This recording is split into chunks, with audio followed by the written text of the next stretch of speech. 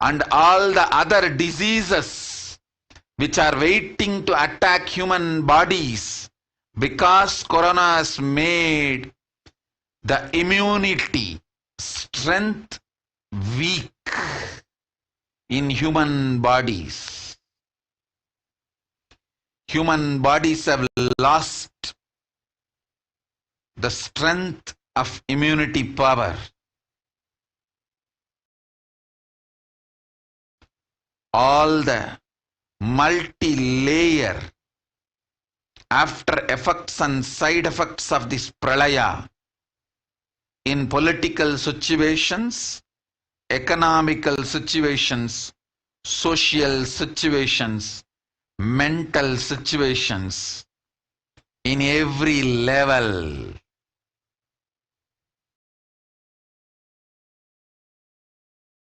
Cannot be described. Wait. This year, focus on keeping yourself alive.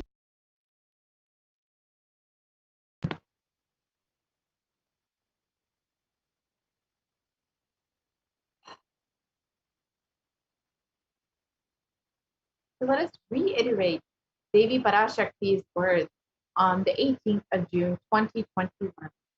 Still, you are not realizing the power of her words. When I say Corona is very much out there with the support of decision makers, rulers, people who are supposed to protect all of you, due to their irresponsibility, it is there and getting more and more strengthened. It is becoming more and more stronger in multiple forms. And all other diseases which are waiting to attack human bodies. Because of Corona, it has made the immunity strength weak in human bodies. Human bodies have lost the strength of immunity power. All the multi-layer after effects and side effects of this pralaya in political situations, in economic situations, in social situations, mental situations, in every level cannot be described. Wait, this year, focus on keeping yourself alive.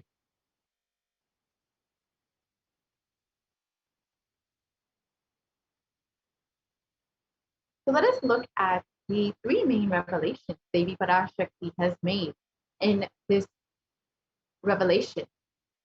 First, Devi explains that Corona has made the immunity strength weak in human body.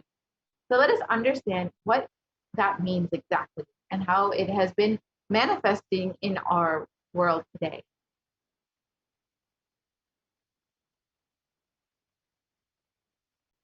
So it was reported in Science Daily on 29th of June 2021 that new research suggests that a coronavirus infection actually alters the biomechanical properties of red and white blood cells, in some cases for months, a possible long explanation for long COVID.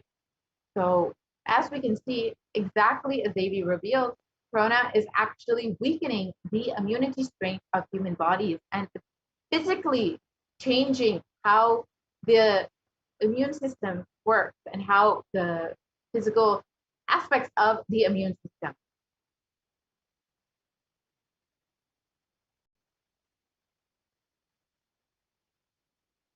And the article continues on that COVID-19 significantly changes the size and stiffness of red and white blood cells, sometimes over months.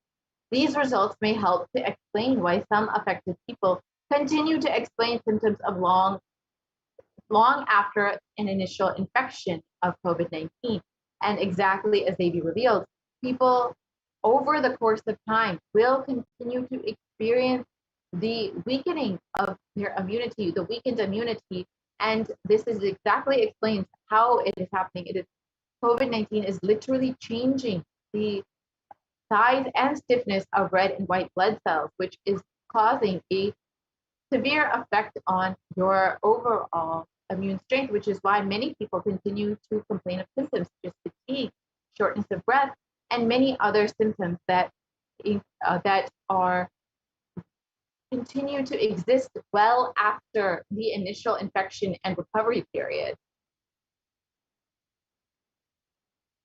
And in the Academy of Medical Science, it states that the way that the body defends against the virus is to recognize and neutralize it. However, in the Forbes, it was reported that corona actually suppresses the immune system by disrupting the actions of the body's immune cells. And this immunosuppression allows for the 2-week incubation period, which gives corona enough time to attack the body. So as Devi has already revealed, that corona has actually affected the immune system and actually has changed the immune strength of human bodies.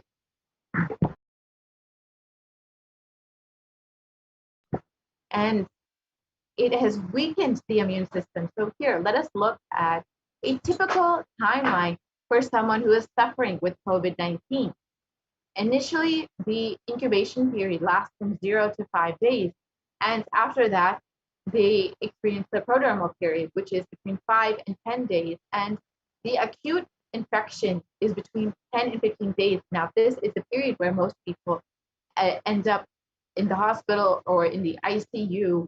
And after this 2-week period, many people are able to recover. However, many people also experience longer term symptoms and continue experiencing symptoms for months afterwards.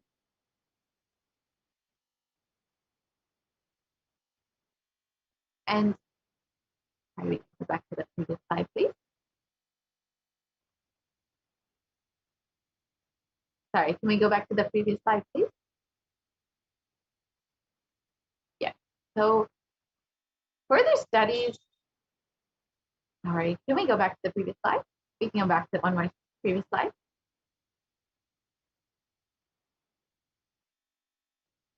We can go back to the previous slide. Okay, we can go forward on the slide. Yes. So let us understand, sorry, we can go back on the slide.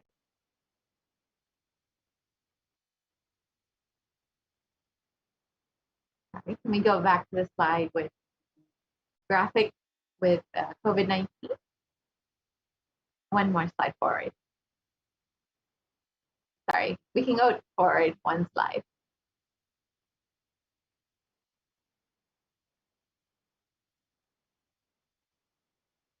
One more slide. Yeah, we can stop here.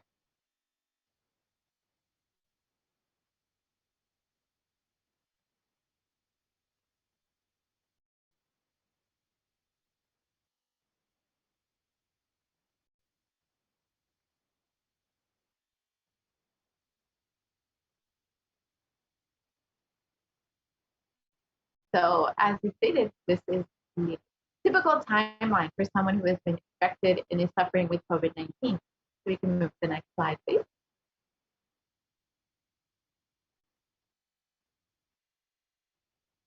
So let us look at COVID-19 in comparison with other deadly pandemics throughout history. If we can actually compare specifically with the HIV pandemic, which you can see on the far left side, we can see that the HIV pandemic has taken over 35 million lives over the course of 40 years. However, the COVID-19 pandemic has only been affecting humanity for the past 2 years, and it has already taken the lives of over 4 million people. And these numbers, again, as I stated earlier, are considered to be severely underreported. So we can imagine how many lives are actually been taken from this pandemic over the course of less than 2 years. Now, this is actually, if you consider, it's well within the range of the HIV pandemic, which has over the course of 40 years taken so many lives. So we can consider the COVID-19 pandemic as one of the deadliest pandemics that in recent modern history that the world has experienced.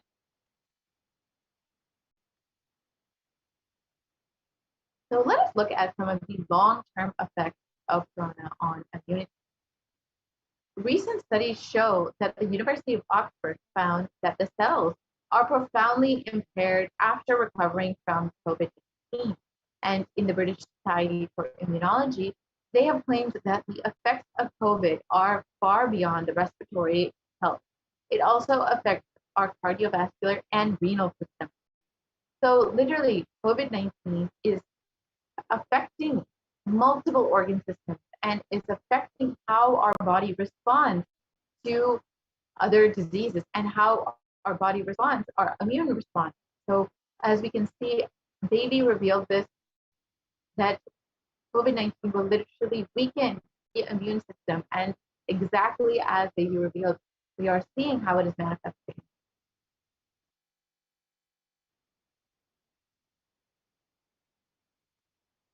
And in a recent article, it stated that exposure to the disease COVID-19 causes symptoms in multiple organ systems across the body, and it is not limited to only the lungs and respiratory system, as was originally thought.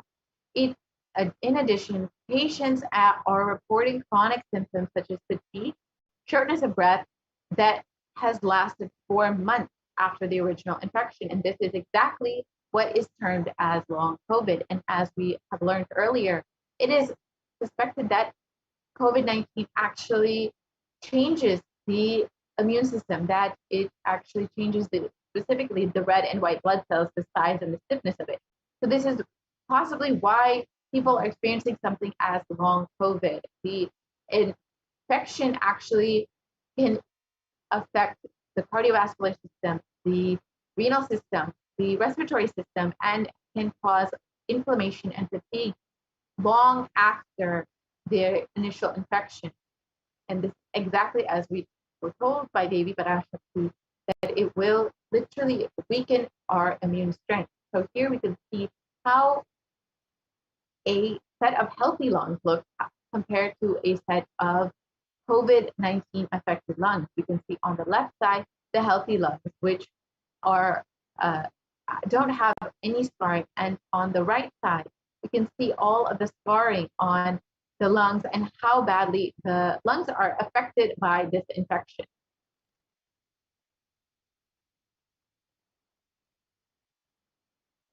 And the symptoms in the CDC, it was reported that symptoms can last weeks or months after the first initial onset of infection, and it can affect multiple organ systems that can include the heart, the lungs, the kidney, the skin, and the brain function.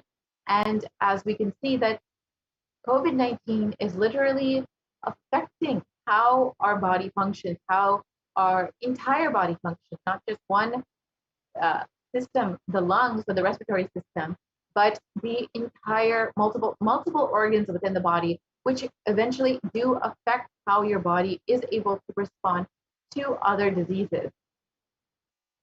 So let us understand what Devi has revealed about that.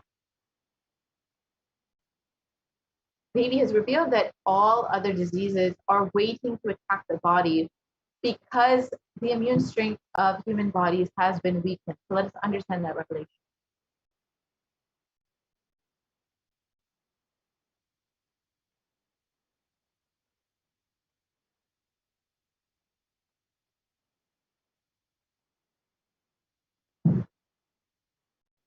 So as many of us have heard, black fungus, white fungus, and other fungal diseases have been sweeping the nation in India and have been primarily affecting COVID-19 recovered patients. And in one article, it was reported that over 9,000 cases of this rare infection were discovered. This was in early June. And as of recent, even more cases have been discovered. And in another article, it is found that over 90% of the patients who have been affected by COVID, by black fungus, are patients who have recovered from COVID-19 infection. So we can see that this black fungus, white fungus, and these fungal diseases are the diseases that are waiting to attack the human body because they are primarily affecting COVID-19 patients and people who have recovered from COVID-19. And the Supreme Pontiff of Hinduism has revealed that even if you have recovered, you are healthy again from COVID-19 after an initial infection, you are not necessarily protected. You will be susceptible to other diseases because of the way that COVID-19 has affected your body and how the immune system has been affected by COVID-19. And here we can see how exactly this is manifesting, how that so many COVID-19 patients who have recovered, who have survived COVID-19, are now being affected by black fungus, white fungus, and other fungal diseases. And here you can see the photos of people who've been affected by these diseases. And as many of us have heard, these rare fungal diseases have over a 50% mortality rate. So they are literally taking thousands and thousands of lives. So let us understand the final revelation made by Devi in this revelation. She stated that it is becoming more and more strong in multiple forms. So let's understand what exactly that means.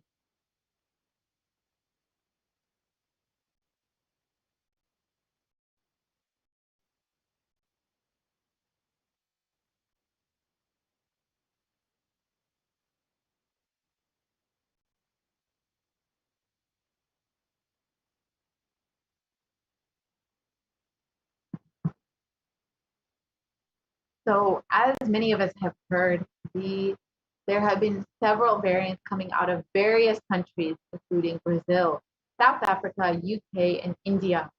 And they have been sweeping the world and affecting thousands and thousands of people and have been causing multiple waves of this COVID-19 pandemic. So let us understand where some of these variants have come and how many countries they have been affecting.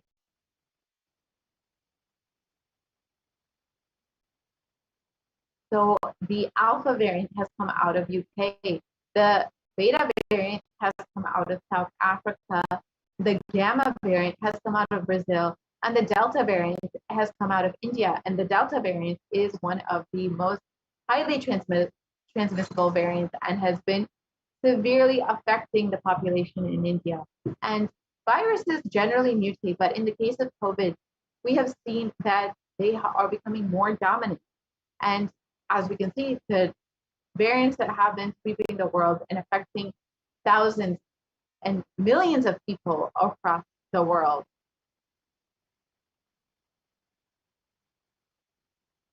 And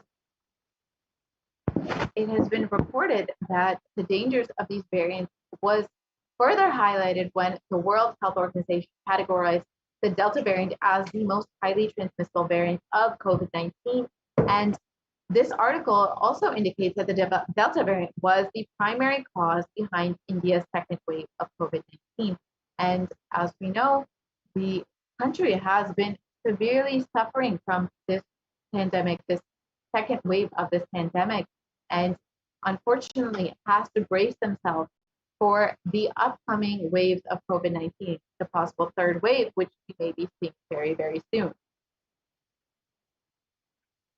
And here is just a small infographic of the variants that are currently circulating and how many countries have been affected by these particular variants. The Alpha variant out of the UK has affected over 173 countries. The Beta variant out of South Africa has affected over 122 countries. And the Gamma variant out of Brazil has affected over 74 countries. And the Delta variant out of India has affected over 104 countries.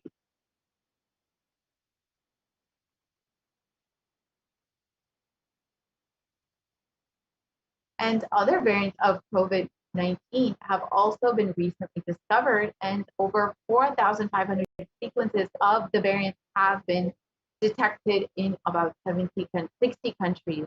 And these studies suggest that the Delta variant is about 60% more transmissible than the Alpha variant, which was much more contagious than the original strain that emerged from China. And the secondary attack rates have been known to be between 51 to 67% higher than that of the Alpha variant. And this is in regards to, again, the Delta variant, which has been severely affecting India over the past several weeks and months.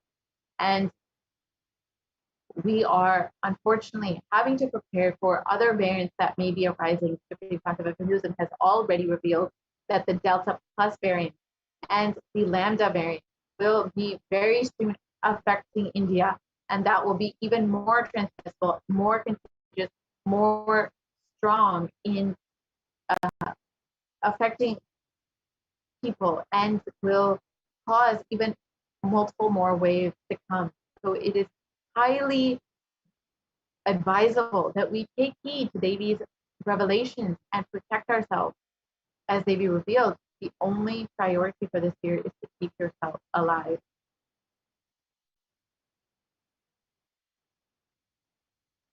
On the 14th of April, 2021, Devi revealed what Sharmila, exactly. Corona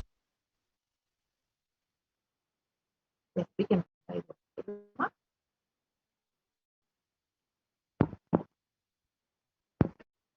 ஒழிந்தது.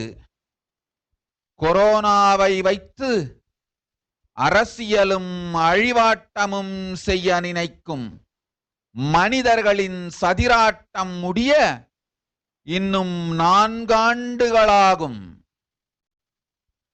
என் பக்தர்களையும் சீடர்களையும் கைலாய வாசிகளையும் நானே காத்துக் கொள்கின்றேன், நானே காக்கின்றேன்.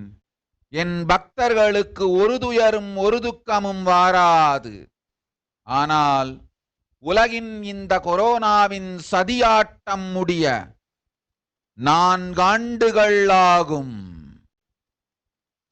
2025 தான் அடங்கும். இது சதியாட்டம், மனிதர்களின் சதியாட்டம்.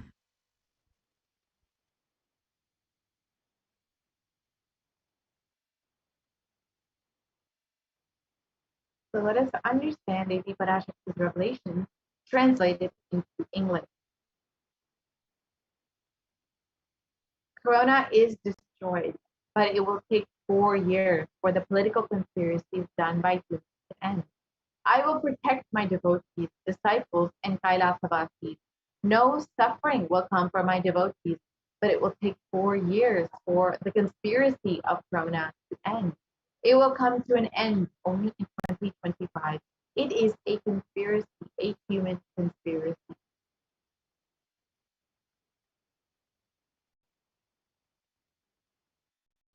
So in this article, it has been highlighted that it is likely that India will be experiencing a 3rd wave of COVID-19 and that it is nearly inevitable. And it states that it will peak between October and November. Devi has already revealed that in Puratasi month, between the month between August and September, the 3rd wave will be coming. And as for Devi's revelations, you can see that there is, in fact, more COVID-19 to be coming for India. And this article continues to say that if new variants are discovered, it could spread faster than in this 3rd wave. And as the Supreme Pontiff of Hinduism has already revealed, there will be other variants, the Delta Plus variant and the Lambda variant. And they will be a very serious cause for concern for India. So let us take heed to Devi Parashakti's revelations and guidance and see how we can help ourselves during this pandemic and pralaya.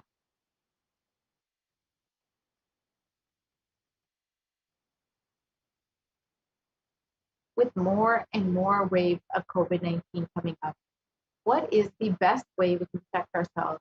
And does anybody have a solution for us?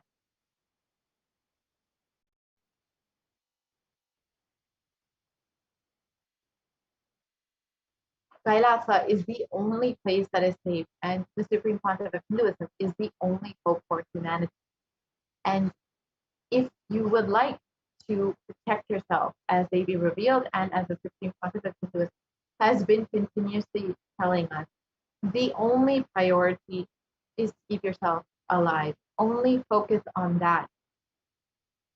if you would like to protect yourself with multi-layer quarantine, if you're living in India, especially during this time, and you would like to protect yourself, you are able to protect yourself in one of the multiple Kailasas, the enlightenment ecosystems opened by the Supreme Council of Hinduism for the sake of multi-layer quarantine.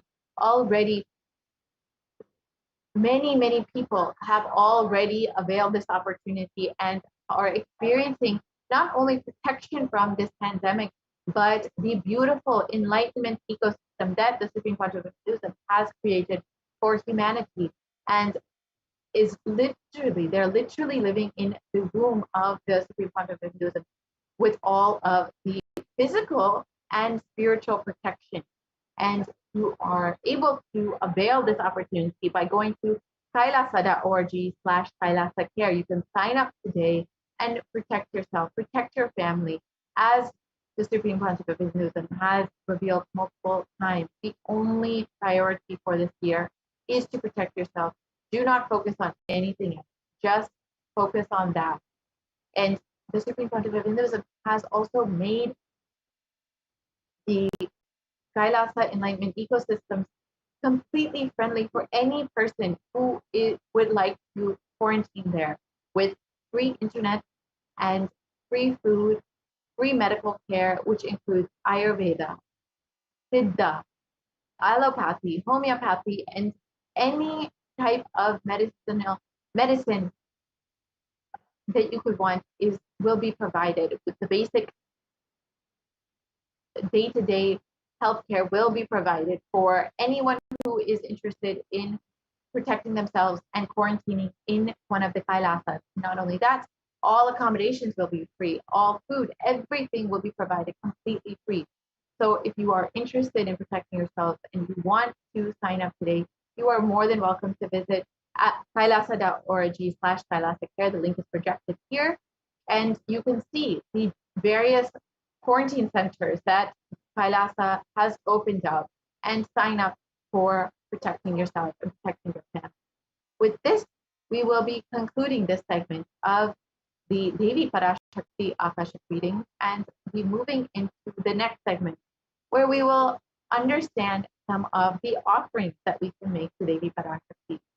Over the past several months, Devi has been guiding us, blessing us, giving us boons, answering all of our prayers, healing us, and literally holding our hands through this pandemic and ensuring that we are making the right decision.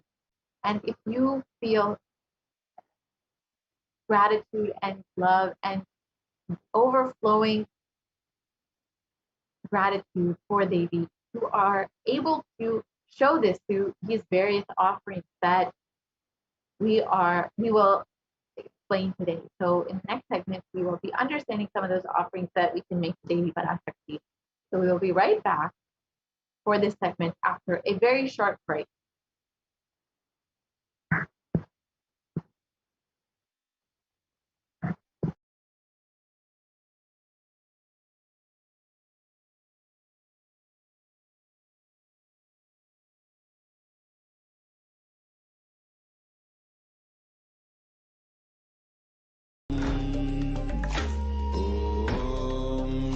Nithyananda Paramashivoham. What I mean by the word Kailasa, listen intensely. Enlightenment ecosystem, literally enlightenment itself, in your own home, wherever you are. If you cannot come to Kailasa, it's okay. Kailasa can come to you. Kailasa coming to you is Kailasa.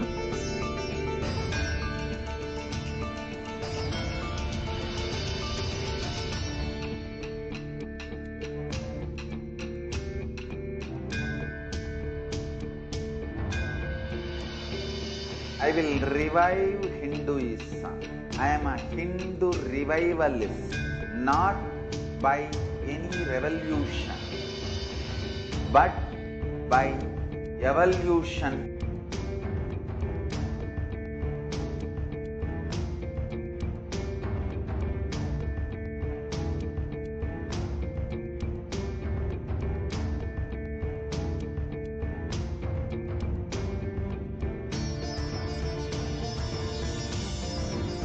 And setting model community.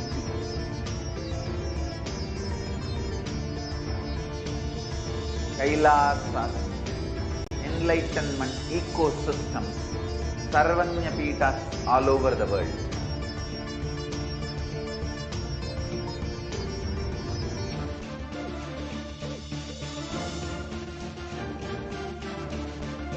All powerful cognition, knowledge, only when you live, power manifestation and possibilities manifestation happen. It's a fundamental truth.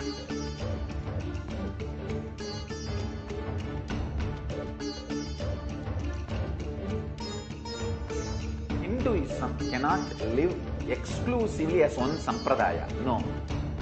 All sampradayas of Hinduism is an ecosystem.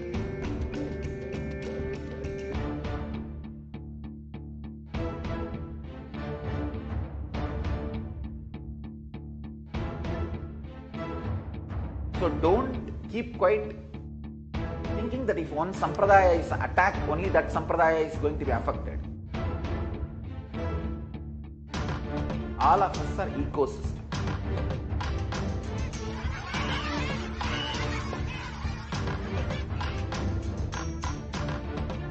I invite all of you to get involved and enjoy Hinduism by the principle of Dharmo Rakshati Rakshitaha. When you protect Dharma, Dharma protects you.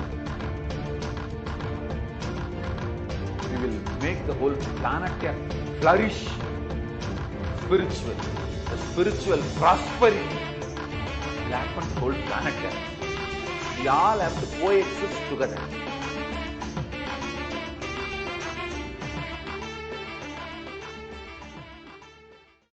Just be alive for next 3 years. Don't die within next 3 years.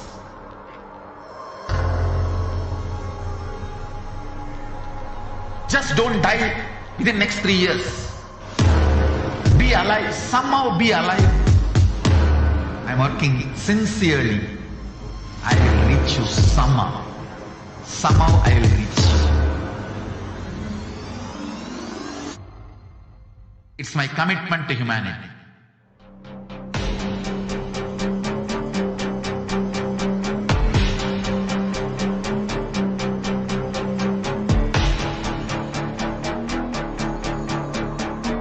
Just don't die within the next 3 years. I will reach you wherever you are, whichever corner of the world you may be. I will reach you with enlightenment. You manifesting the space. Nithyanandam, welcome back to all of the viewers who are joining with us today. Now, let us enter into the next segment on the various different offerings that you can do to Devi Parashakti, offerings that we can offer to Devi Parashakti. Yes.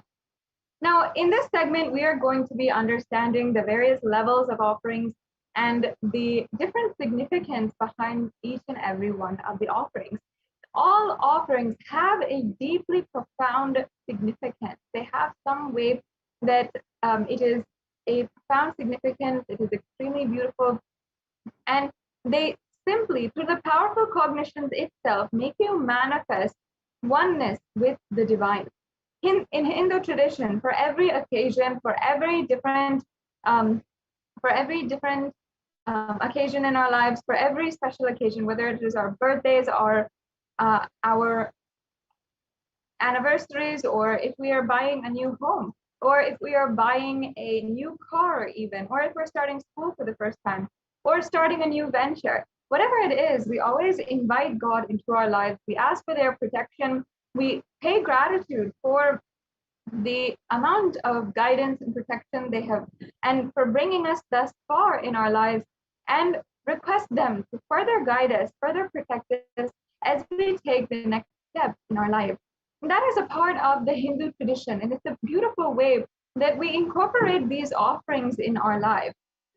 Offerings are a way that we manifest living enlightenment, literally living the science of enlightenment, practicing the presence of God. That is the extremely profound beauty of it all. And the offering is not at all made out of fear or greed, like many people say. And many people try to misrepresent these offerings. Offerings are giving of a divine gift and pure love and devotion and oneness. And it always consists of two parts, giving and accepting. And when an avatar lands, the offerings are purely a part of the grand Leela played out only for the purpose of enlightenment. The truth is that the divine plays out their many Leelas in our lives in so many different ways. And through these offerings, we offer our gratitude and request humbly at their feet that they continue playing a huge part in our lives and giving whatever guidance that they have been giving and guiding us more and more to manifest the reality that we want. And that is really the ultimate guidance, the ultimate thing that we ask from these offerings when we are making an offering. And more than we giving and we are trying to offer something, or we are trying to give a substantial amount of money, whether for whatever reason, more than that, the divine has manifested in our lives. And having recognized this, knowing that this is the truth, therefore we manifest our reality and we make these offerings. We take the steps to make these offerings. And I know there are many people out there who strongly feel that Devi Parashakti has manifested in their lives in so many different ways, whether it is manifesting the type of relationships that we want, or the type of the amount of wealth that we want in our bank accounts, or anything. Devi Parashakti has already manifested, blessed, and given us the insurance and her protection.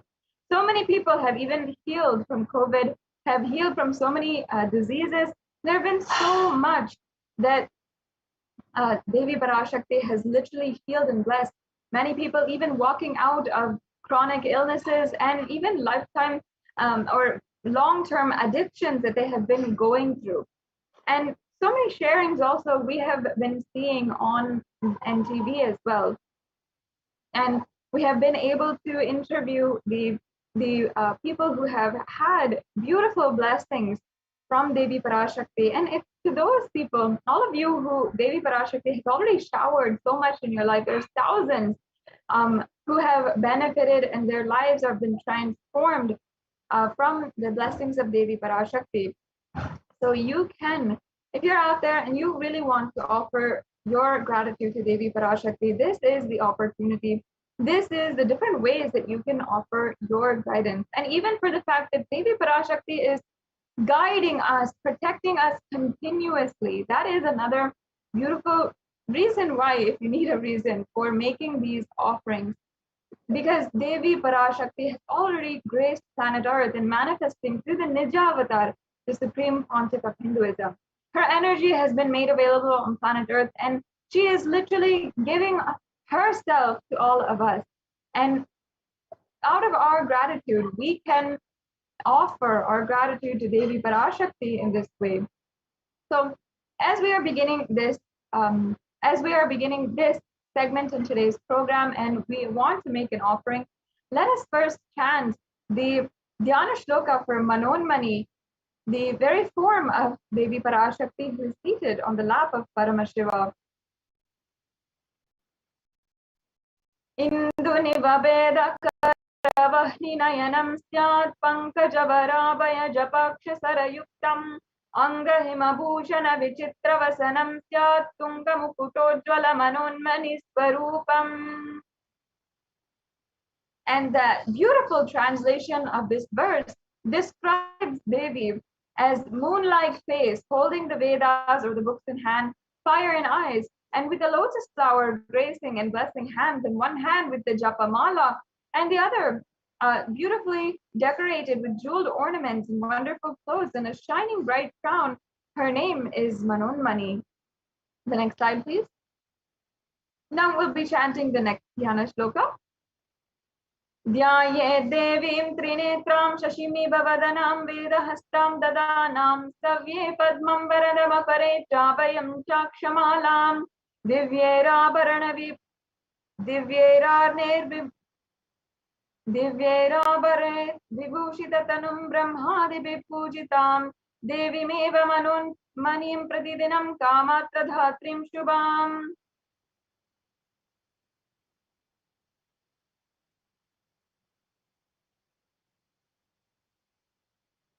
Yes, and in this description, Devi Parashakti is described. I meditate on Devi with 3 eyes, glowing like the moon and holding the Vedas, lotus embracing with blessing embracing hands. She is wearing beautiful ornaments. She is worshipped by Brahma and other many gods and showers auspicious boons for all actions every day.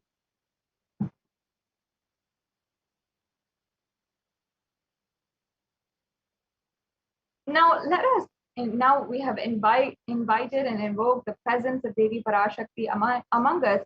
Let us now understand the foundation, build the foundation and establish the significance of various different aspects of these offerings, beginning with the significance of the element gold. In this day and age, for human beings, you and I know the significance that society places on gold. We know its economic value. We know that it's a precious metal, and we know all the folklore and the popular culture behind gold, how it's associated with treasure. And from thousands of years, gold has always been such high value. But unfortunately, due to the lost sciences of Sanatana Hindu Dharma, the sacred significance behind gold is actually lost.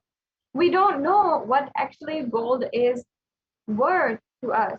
In fact, gold is a divine element. It purifies anything that it touches, and it is an element of spiritual significance and great spiritual power and healing and enlightening.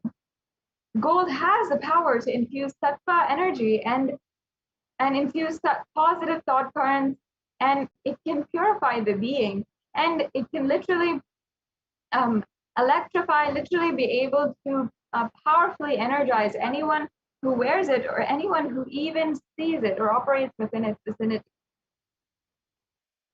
Excuse me.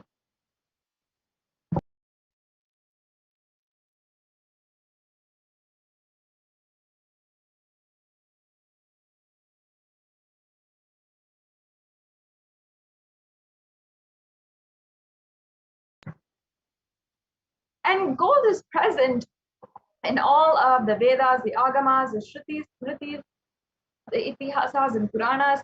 And in the Hindu scriptures, it is abundantly displayed that gold is the most auspicious and purest metal, which purifies our being. In the Hindu civilization, everything was built in gold and exchanged in gold. Ritual feasts were offered in gold bricks. And when was to be saved from life-threatening illnesses, gold was offered as a ritual feast. And gold was in abundance and used for weighing equivalent amounts of commodities, including cows. And kingdoms were built with huge doors of gold. The streets would have huge doorways and huge archways made of gold. And even the horses and cows were all dressed and adorned in gold and worshipped as the divine, literally.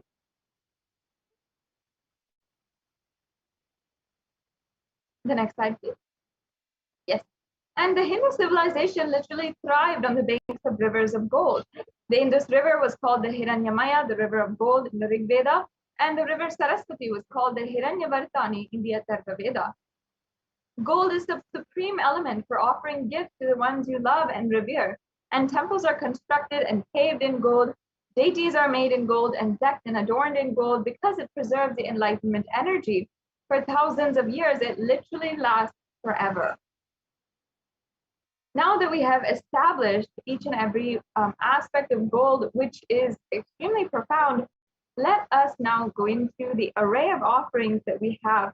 And beginning with the E-Hundi offering. The E-Hundi offering is a beautiful offering which you can do for any amount. It's a general donation. And all of us Hindus know that whenever we go to the temple, we usually offer a few coins in the plate to the pujari, or we offer in the hundi, and that is a part of our sacred sentiment. Simply out of our gratitude for the divine gracing us, making themselves available to us on planet Earth. That itself is what we are so devoted to them for. And Devi Parashakti is described as the one who adores and accepts all kinds of devotion when she is named as Bhakti Priya in the Lalita Sahasranamam. There is a beautiful verse which I'll now be chanting from the Lalita Sahasranamam. Bhakti Priya, Bhakti Gamya, Bhakti Vashya Bhayapaha, Shambhavi Sharadaradhya, Sharvani Sharmadayini. Devi is fond of true devotion and is realized through true devotion. She can be won over through true devotion, and she removes all fears.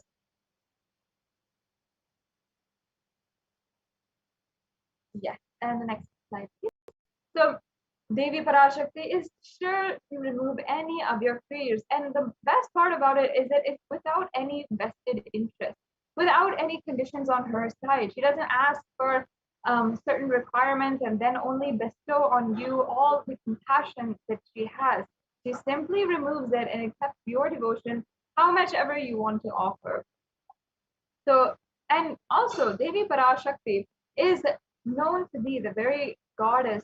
And in this time when so many of us are starting to become more introspective, starting to question the purpose of our lives, the existence of society, and what we are built and what we have started to get used to as the definitions we have for life in the universe. This is the time that the need for Devi Parashakti becomes stronger, and the worship of Devi Parashakti is actually more auspicious. So once again, you can offer the e-hundi offering. If you are needing some guidance on how you can make these offerings today, stay tuned, and at the end of this segment, we will be going over exactly how you can make these payments and make these offerings today. Yes, and the next offering we have is the Sankalpa chanting. And the Sankalpa is a very profound prayer that is chanted before every single one of the rituals. So all the rituals that are available and are done in Sanatana Hindu Dharma always start with this Sankalpa chant. And especially when you are making an offering, this very offering has your name incorporated into it.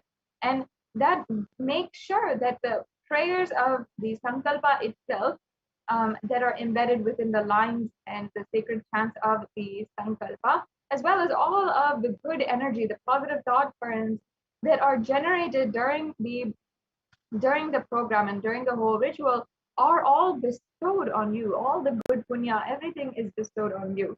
So that is actually what the Sankalpa chanting has significance. And not only that, it has beautiful meaning for and beautiful prayers for good health, good having abundance of wealth, eternally celebrating and a feeling that everything is eternally auspicious, and also ultimately being and experiencing the oneness with the avatar himself.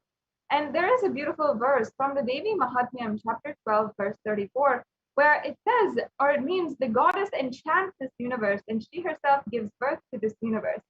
That goddess, being prayed without interest in anything, gives the knowledge that leads to salvation and gives wealth in the materialistic sense. So offering this Sankalpa, the conscious resolution, is a beautiful way that you can achieve the fruition of your desires and wishes, whatever you are yearning for.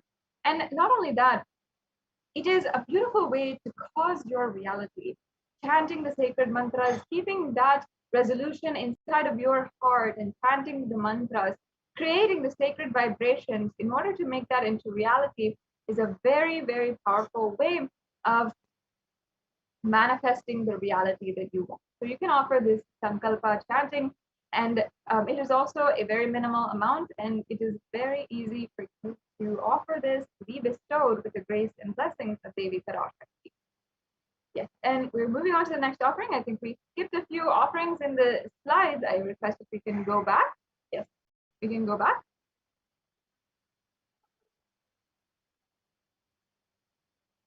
Can we go back to the previous slide, please? The next offering is, yes, we can go back.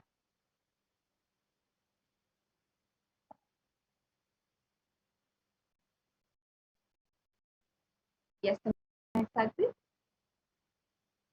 Sorry, we can go back to the previous offering. Yes. Okay, so the next offering is the Swarna Padma Pushpa. And this offering is actually referenced in the Kamitagama, where it says that all of the various kalashas, all the pots that are offered during the rituals of Paramashiva should be adorned with a golden lotus. And like this, there are hundreds of scriptural references where it talks about the use of the golden lotus or the lotus itself in the worship of Paramashiva. And that is because lotus is considered as a divine flower. The symbology of the lotus is rooted in its divine qualities. In fact, because it has such resilient qualities, such elegance and beauty, and it's known for its resilience, standing out as the most beautiful flower in any kind of pond water or polluted water or dirty water, whatever it is. And that is the divine quality of the lotus.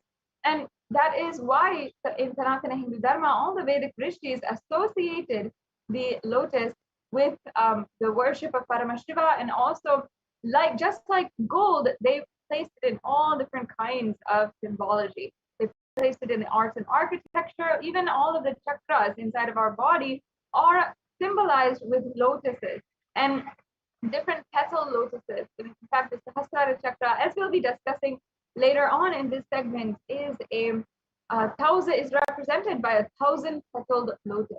So the lotus has so much of significance, and also the lotus leaf, the pericarp, and the petals, each and every one has different significance and different uses in the worship of Paramashiva. That is also another reason why it is considered a divine flower. It can be used wholly.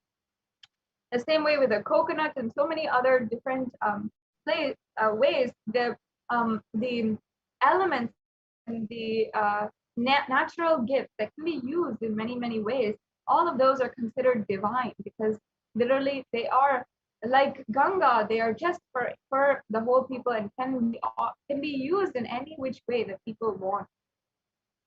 And so as well, the Shakti of Paramashiva is also considered the lotus, and the base of the Paramashiva linga is also considered a lotus, and the disciple of Paramashiva is also a lotus, which is about to bloom. So you can offer this Swarna Padma Pushpa, the golden lotus, in order to have the blessings of Devi Parashakti radiate the state, space, and powers and being of Devi Parashakti in any adverse situation in your life, just like the divine business. Yes. So now we have the next offering, the Swarna Metti, the golden toe ring. And the toe ring actually has its origins and roots in the references of the Hindu scriptures. And even though today the popular culture uses a lot of toe rings, and toe rings have become very fashionable nowadays, still in the Sanatana Hindu Dharma, we have the oldest reference for the use of the toe ring. And in fact, even until today, the custom is that during the Hindu marriages, the toe ring is adorned on the bride, and Devi Parashakti is invoked in the bride. She is literally worshipped as Parashakti herself, as the divine feminine consciousness, and she then is adorned with this toe ring. And that actually is referenced here in this verse, and which I'll be chanting right now. Nakhadiditi samchana namajjana tamo guna padadvaya prabhajala parakrita saroruha. This verse is from the Saundarya Lahari, a very beautiful chant and an ode tribute to Devi Parashakti, composed by Adi Shankaracharya, the incarnation of Paramashiva, who literally lived in around 1000 AD, and he was considered as a survivor of Sanatana Hindu Dharma. And this chant, the verse means, you whose brightness from toenails destroys the darkness of ignorance from the minds of your devotees to prostrate at your feet, you whose brightness from your 2 feet overpowers that of the lotus flower.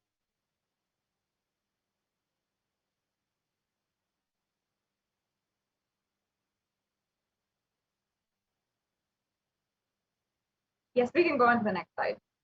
So as you can see, this is the very beautiful meaning of this verse. And as you can see, it's not just her feet, which are so, extremely auspicious, but even her toenails. If they grace you, that is the power of Devi Parashakti. If the toenails grace you, even just a small half an inch of her body, of her divine graceful body, the last half inch that there is for her body in her presence, she literally can remove all the darkness, all the ignorance of her life. So this Swarnamati is a golden toe ring to adorn that very toenail. So that is the beautiful significance behind this verse and also behind this offering. You can make this offering and literally be blessed to have all the darkness, all the ignorance be removed from your life by the grace of Devi's toenail. So this is a very beautiful verse. The next offering is the Swarna Mangtika. We can go on to the next slide, please.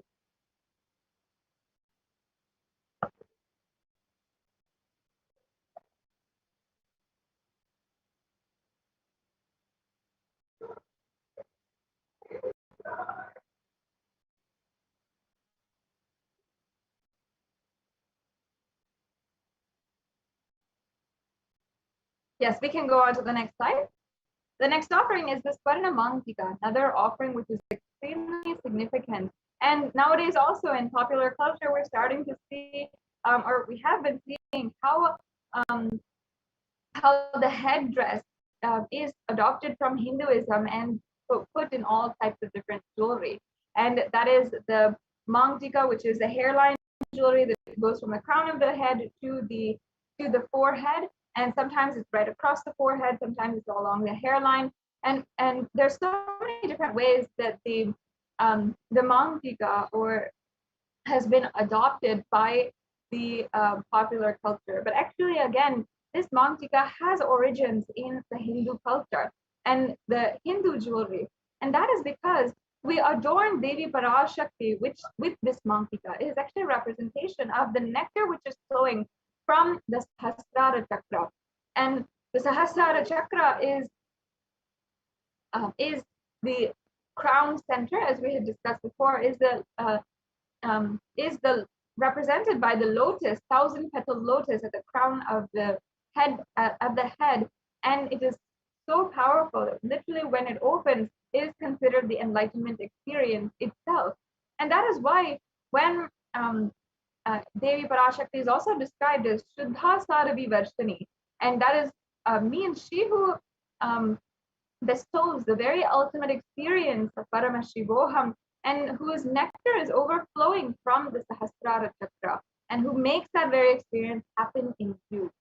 So with her grace and blessings and with this offering of the Mangtika, you can offer this and be graced with the overflowing gratitude and the space of complete completion to Devi Parashakti. Yes, I request if we can go on to the next slide.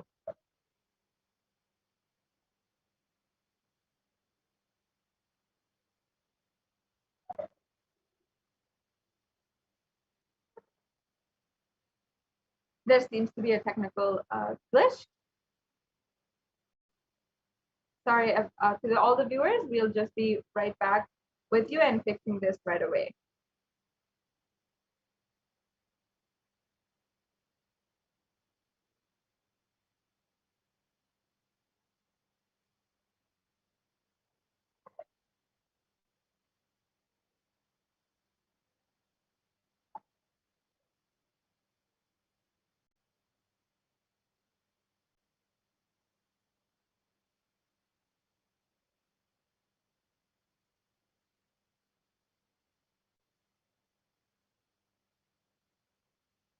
Yes, can we go on to the next slide, please? And we'll be coming to the conclusion of this segment. As you can see in the next slide, we'll be able to show a summary of all of the different offerings that you can do today.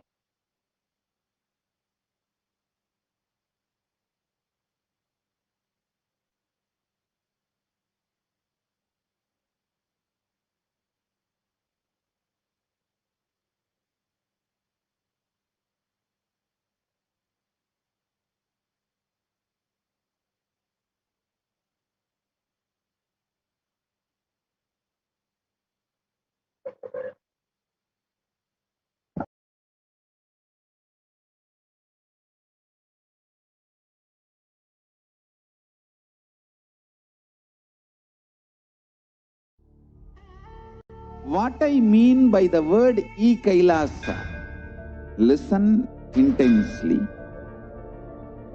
Enlightenment ecosystem, literally enlightenment itself, in your own home, wherever you are. If you cannot come to Kailasa, it's okay. Kailasa can come to you. Kailasa coming to you is Kailasa.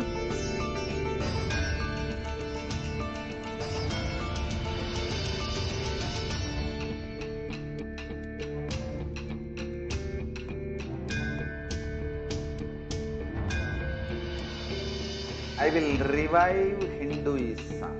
I am a Hindu revivalist, not by any revolution, but by evolution.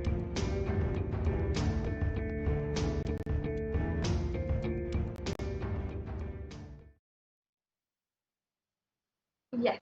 So as you can see, this is the Swarna Mangtika, the golden hairline jewelry that is offering. And this Mangtika again represents the nectar overflowing from Sahasrara Chakra.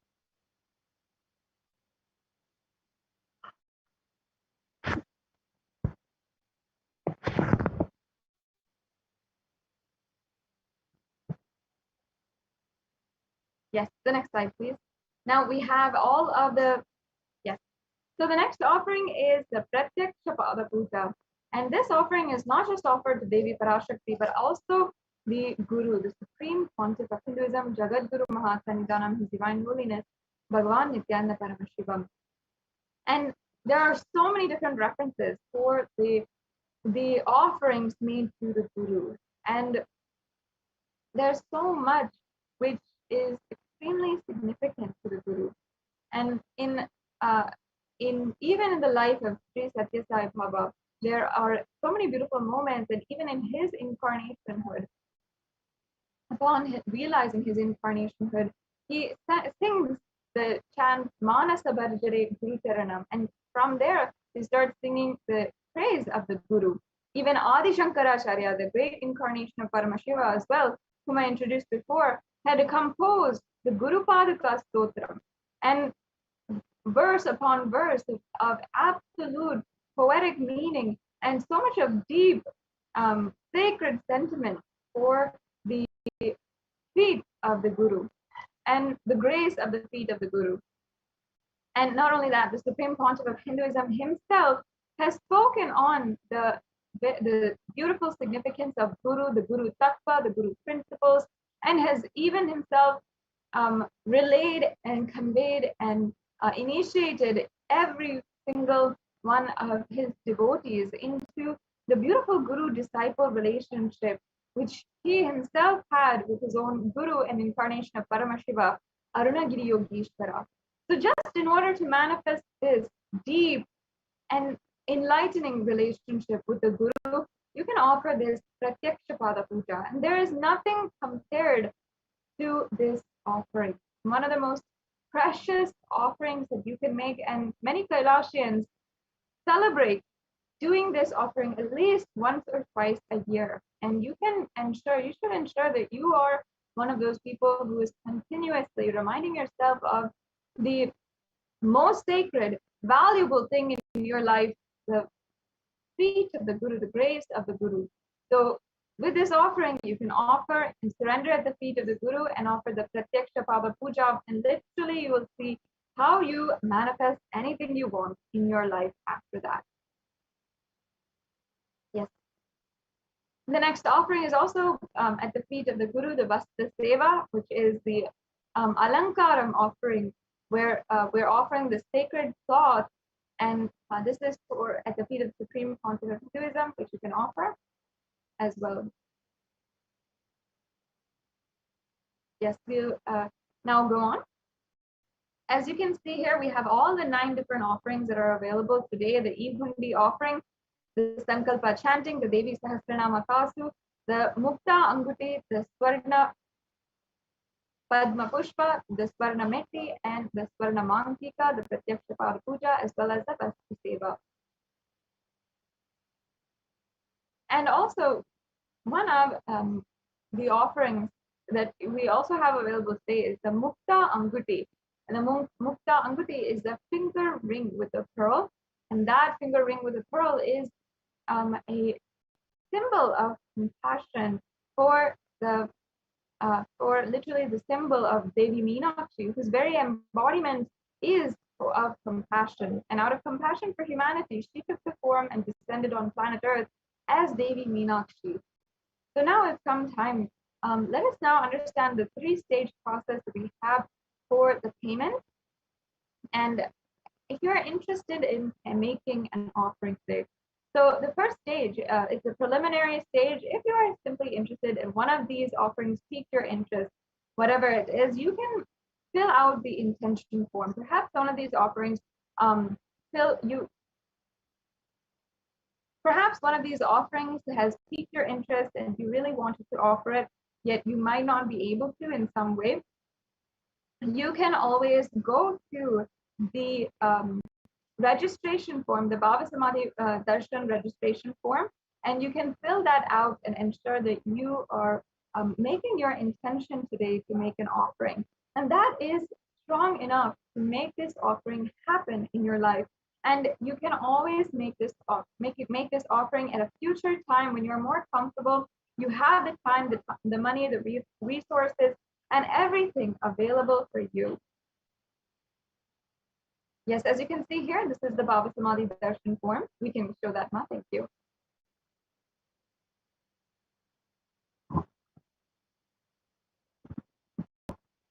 Yes, so this is the Bhava Samadhi Darshan form, and you can simply fill out this form. You can register for this program and make your intention to make an offering. And it's as powerful just to make an intention as it is to make the offering itself. Because the minute you have that spark and that peaked inspiration to manifest the divine oneness with the avatar, with Devi Parashakti herself, that is the moment you should start acting towards it. And there is no stopping that. The minute you feel that fire and yearning, burning desire to personally offer something and personally manifest oneness with the divine, that is the moment that you should start acting towards it. Make an action today. And this is available for you if you not need to do that. You want to start manifesting these beautiful offerings in your life today. So start by registering in the Bhava Samadhi Darshan form. So this is the form. Ensure that you're registering and you are you're filling out all the details. As you can see, it's a very quick form, and you can also make your intention for what you might want to offer and how soon you might want to offer it, and also you will be able to get more information as well. For example, there are many other offerings that are available with different occasions and different festivals. For example, for Guru Purnima that we had recently, there's the Tulabharam offering that is there, and so many other different kinds of offerings that you can do for Guru Purnima. And next, we'll be celebrating Krishna Janmashtami as well as Ganesha Chaturthi and Navaratri. So in every single different occasion, there are many different offerings that are made available for you. And even if this is not something that you can do immediately, you can always sign up and ensure that you are getting the notifications and the emails for future events and future offerings that might become available. And never deny that small part of you that might have been awakened today, and that desire inside of you, that deep yearning in order to experience oneness with the divine. Yes, let's go on to the next slide. Yes, so here we have the link for the payment. This is the second stage of the process. And as you can see, it's very simple. If you've been doing online shopping nowadays, you know this kind of payment form, and you just have to select in the drop-down menu the offering that you want to do, and then you can add that to your cart and then proceed to your cart, fill out, yes, and then you can proceed to checkout after you've reviewed all your items in your cart and see that that is okay with you, and then you can fill out your billing details as well as your payment details. There are several different options for the payment, as you can see, the different kinds of credit or debit card you can use. And then once you've filled that out, you can submit your payment. And after this process, again, it's a very simple and very easy process. After that, you need to go to the Sankalpa Names 2021 form, and this form is available at tiny.cc/Sankalpa2021. And as you can see, you have to fill this form out, and you'll be asked for the names of yourself as well as your family members. And you have to fill that out and ensure that you are giving these details. This form will also ask for other details such as your gotra, your nakshatra, and many Hindus will know this information and know that it is a part of the Sankalpa mantra, which is chanted during the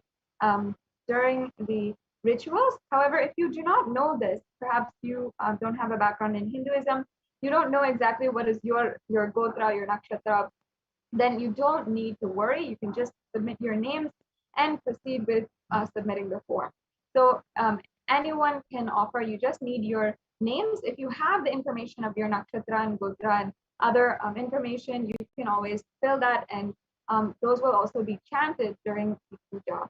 And so as you can see, these are the links for the forms once again.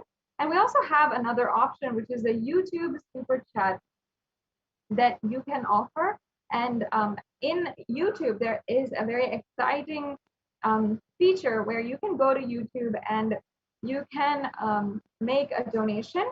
And first, make sure that you are a part of, and you can join, as you can see here, and make sure that you are joined as a member of the Kailasa's HDH Nithyananda YouTube channel.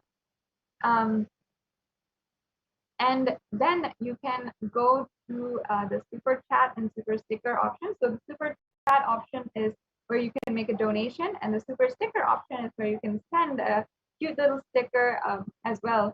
And sometimes you can send this, and directly the Supreme Council of Hinduism himself will see it. And you can always offer these very cute little stickers with a donation as well. And in this way, you can make a donation either through credit card, through PayPal, or through debit card as well. And so, yes, as you can see here, this is how you can make an offering, and you can slide basically this handle in order to increase or decrease the amount you want to offer. And yes, as you can see, we have people who are making offerings right now. Thank you so much for your donations towards Kailasa and towards this Devi Parashakti Akashic reading program. And you will be able to make any kind of offering that you'd like. And as well, in the super chat, we also you can also ask your questions, and you can also ask during the power demonstration that is happening. You can ask for body scanning as well. That is available, and you can directly interact with the initiated Gurukul Balasans and directly ask them for anything that you might want. So yes, that brings us to a conclusion of this segment in today's program, and we'll be moving on to the next segment, and we'll be moving on to the next segment in today's program,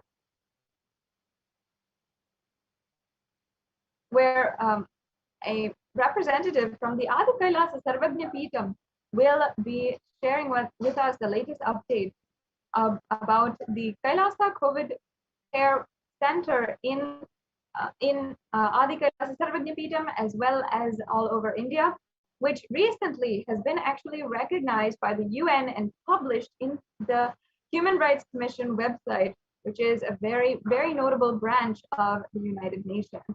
So this is a very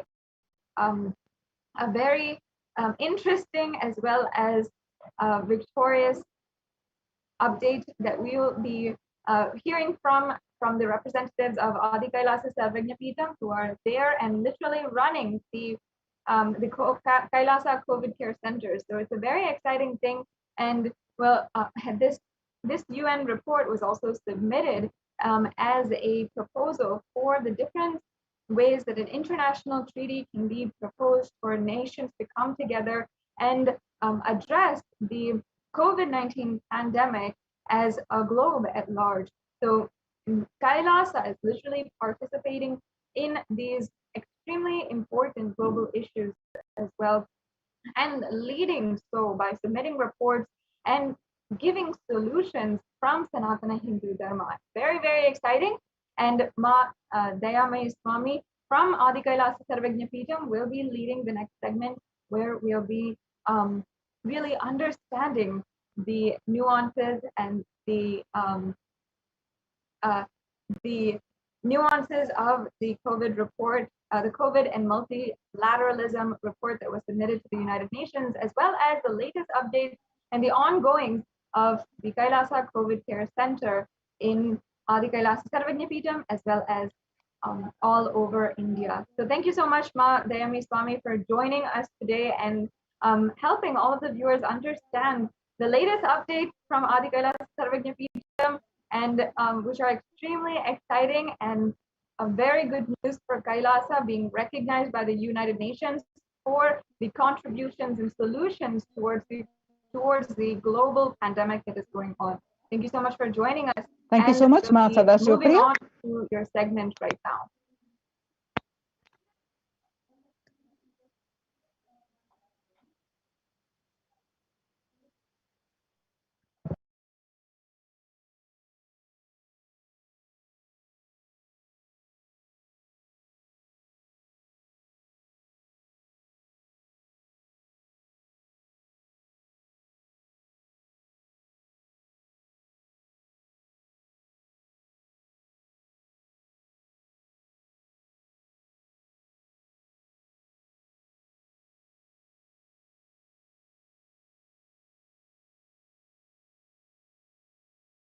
Nithyanandam, everyone. Welcome.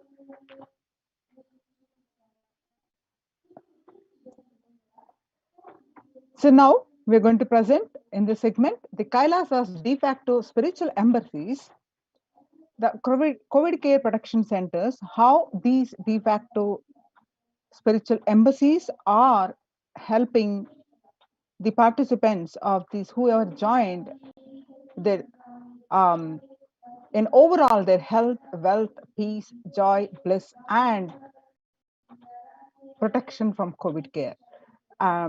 So let's understand. And this centers, this submission has been recognized by the United Nations. We are going to see the detailed report of the submission of the United Nations by the Kailasa, and how we're going to understand detailed report of this United Nations recognition of this report. And well, let's first understand about these centers, Kailasa's de facto spiritual embassies, the COVID care protection centers, with the blessings of the Supreme Pontiff of Hinduism, Jagat Guru Mahasannidhanam, His Divine Holiness, Bhagwan Nithyananda Paramashivam. Let's start with the Sadguru Vandanam. Nithyanandam Paramasugadam Kevalam Jnanamurtim Dvandvatitam Gagana Sadrusham Tattvamasya Ekam Nityam Vimalamachalam Sarvadi Sakshibhutam Bhavatitam Trigunarahitam Sadgurum Tam Namami. Yes.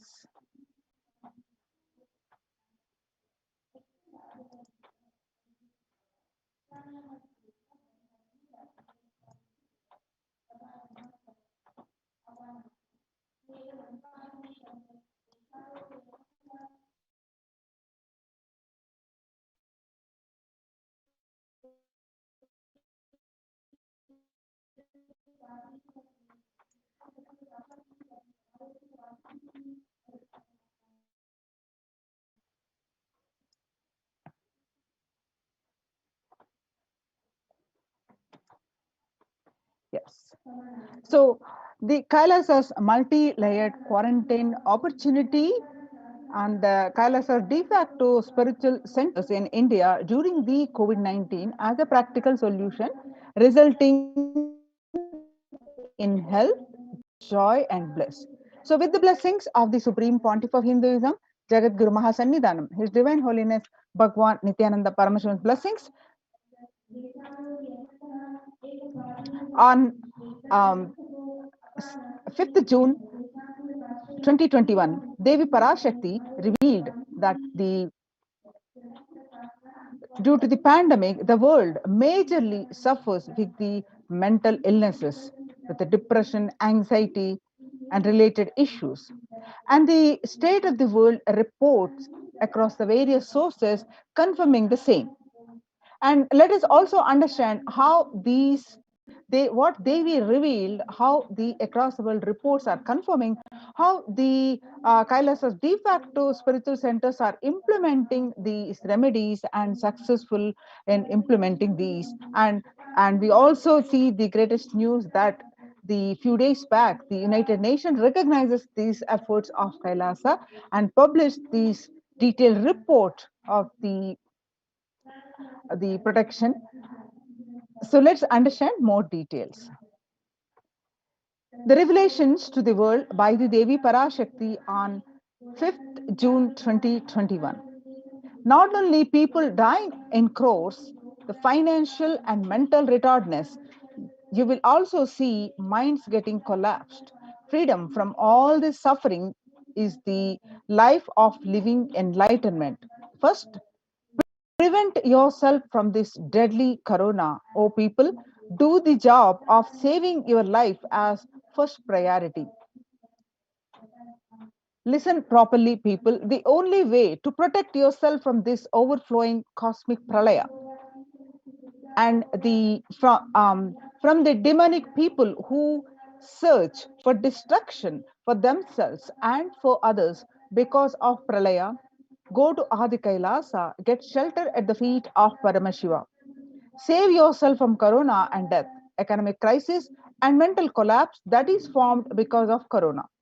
Save yourself and move towards enlightenment. Move towards Paramashiva, Parampurul. Do yoga and tapas. Do seva to all the devotees of Paramashiva. Live a good life. Just for that, I have opened the doors of Adi Kailasa. For all those in the universe, not only human beings, as even Siddhas, Jnanis, and Yogis have come and doing penance in Adi Kailasa. For everyone who come, goodness, prosperity, jnanam, and yogam will overflow. Do not have fear, bliss is there. And do not have worry, I will protect with goodness. Just for that, I have opened the doors of Adi Kailasa. For all those in the universe, not only human beings, as even Siddhas, Jnanis, and Yogis have come and are doing penance in Adi Kailasa. For everyone who come, goodness, prosperity, jnanam, and yogam will overflow. Do not have fear, bliss is there. Do not have worry, I will protect with goodness. Happiness is there, enlightenment is there. Do not have fear, bliss is there. I am solving sufferings. I am the Samayapurattu Kannatal who comes and helps at the right time. These are the revelations about our mental health. They be revealed on 5th June 2021. And the media articles confirming the same on 6th June 2021. The global news, according to that, the psychiatric symptoms like depression, anxiety exhibited by the COVID-19 patient, according to a new study, neurological symptoms like depression and anxiety are also showing to be common in those who have contracted COVID-19, even in more mild cases. The revelations about this mental health on 5th June and media articles confirming the same on 8th June 2021 by BMC Psychology, the impact of COVID-19 on the mental health of US college students. The results indicate that the students closer to graduating faced increases in anxiety, which is 60.8%, and feeling of loneliness, which is 54.1%, and depression, which is 59.8%. Many reported worries for the health of loved ones most impacted their mental health status, which is 20%. And the need to take care of family most affected current and future plans, which is 31.8%. Almost one half of students took exercising and other remedies to combat this. The revelations about the mental health issues by Devi Parashakti on 5th June 2021 and the research confirming the same on 10th June 2021. The rates of anxiety and depression among college students continue to soar, researchers say. Researchers at Dartmouth College, who have tracked the moods and behaviors of about 200 college students for 4 years, say stress levels are at their highest. By Lauren Lumpkin, the Dartmouth College researchers began tracking 217 students when they entered the school as freshmen in 2017 in the hopes of understanding how they behave. They have seen students' stress levels rise and fall, usually in tandem with midterm and final exams. But since the onset of the coronavirus pandemic, the rates of depression and anxiety have soared and have showed no signs of coming down. Since, said the Andrew Campbell, a researcher and computer science professor. The psychology today on coronavirus, the psychological trauma and PTSD event report. According to the report, psychologytoday.com, that much has been said about the mental health crisis that is occurring related to the coronavirus pandemic. Much of this information has focused on the all consuming anxiety, panic, and fear that many are experiencing. While this is important and needs to be at the forefront of discussions, something that has not been discussed in the psychologically traumatic nature of what our mission, what our nation and our world and is experiencing.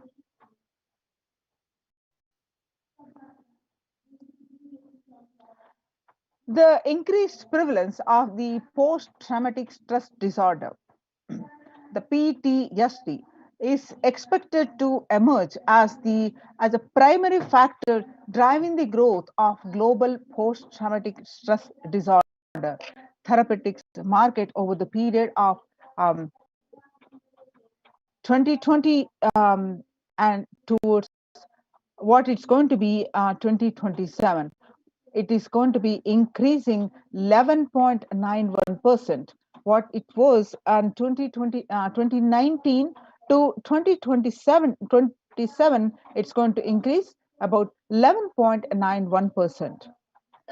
The CNN reports that there is a high prevalence of mental distress in countries across the globe due to the coronavirus pandemic, especially among healthcare workers and the children, according to the United Nations and the World Health Organization. The impact of the pandemic on people's mental health is already extremely concerning. The World Health Organization Director, General Tedros Adhanom, says in a recent press release, it is now crystal clear that the mental health needs must be treated as a core element of our response to and recovery from the COVID-19 pandemic, Tedros added. Yoga greatly improves mental and spiritual and physical health. People who practice yoga experience less anxiety, less depression, and fewer symptoms of post traumatic stress disorder. Yoga also improves well being, including increased gratitude, relatedness, acceptance, centeredness, empowerment, self esteem, compassion, self awareness, and hope. Yoga can help us to manage stress and self regulate, an important tool in the current time. We are all equipped with the innate coping strategies for responding to stress, but sometimes our stress response can become out of balance. We are living in a world that regularly activates our sympathetic response, the body's way of responding to stress, sometimes called fight or flight. This is balanced by our parasympathetic response, the way our body helps us to relax and rest. Yoga can help bring the parasympathetic response back online and allows us to find balance. Activating our parasympathetic response brings us into a restful space and allows us to find calmness, connection, and compassion.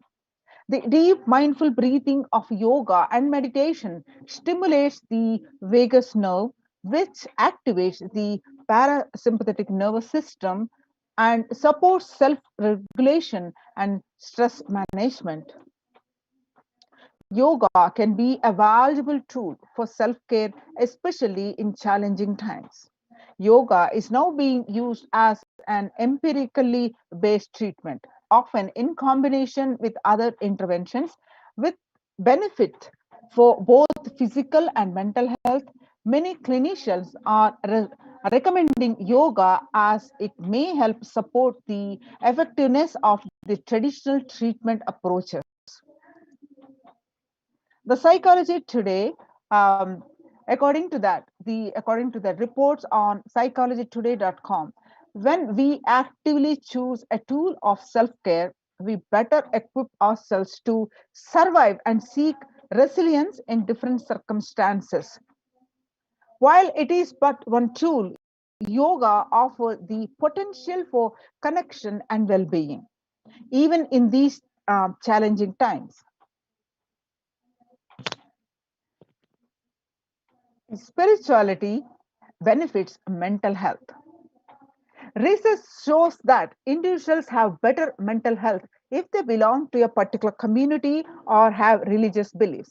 Spirituality can help people in many ways.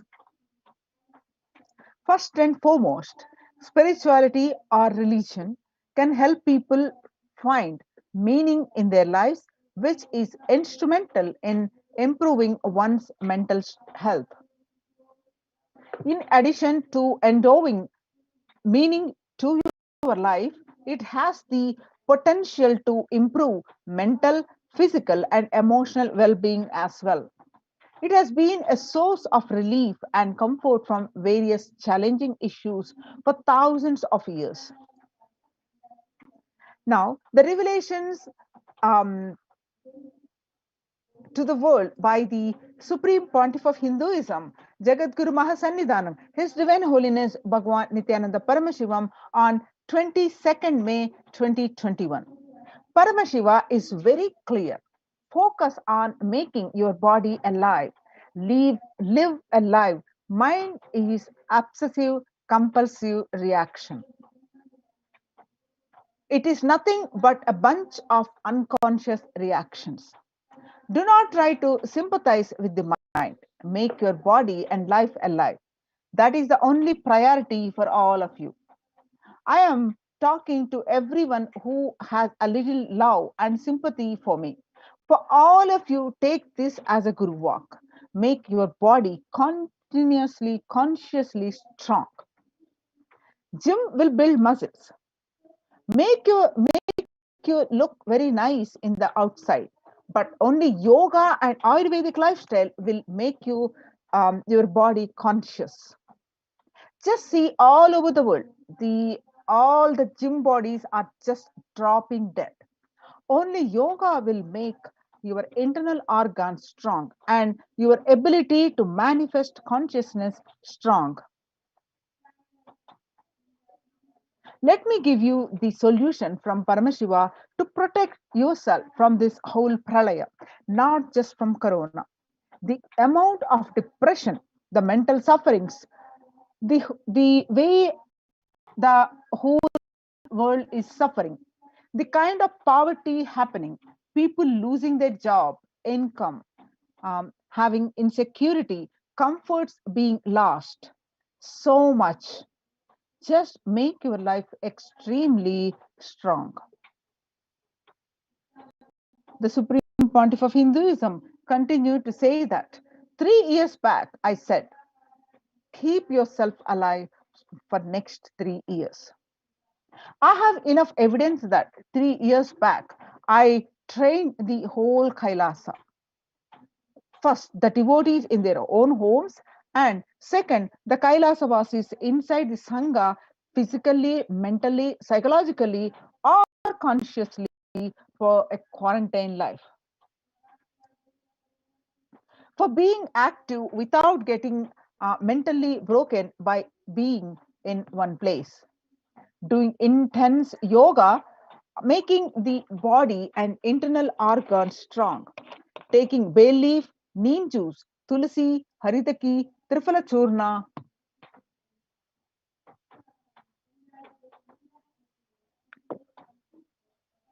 Ayurvedic lifestyle and lifestyle of less food and more energy and more activism.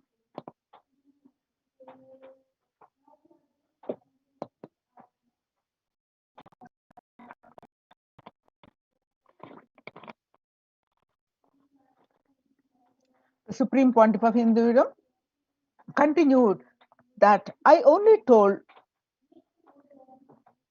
it is only for an important reason. Please wake up. Quarantine yourself and build your body. Do not bother about your business or any other profit or and anything else. This year, if you are alive, that is the greatest profit.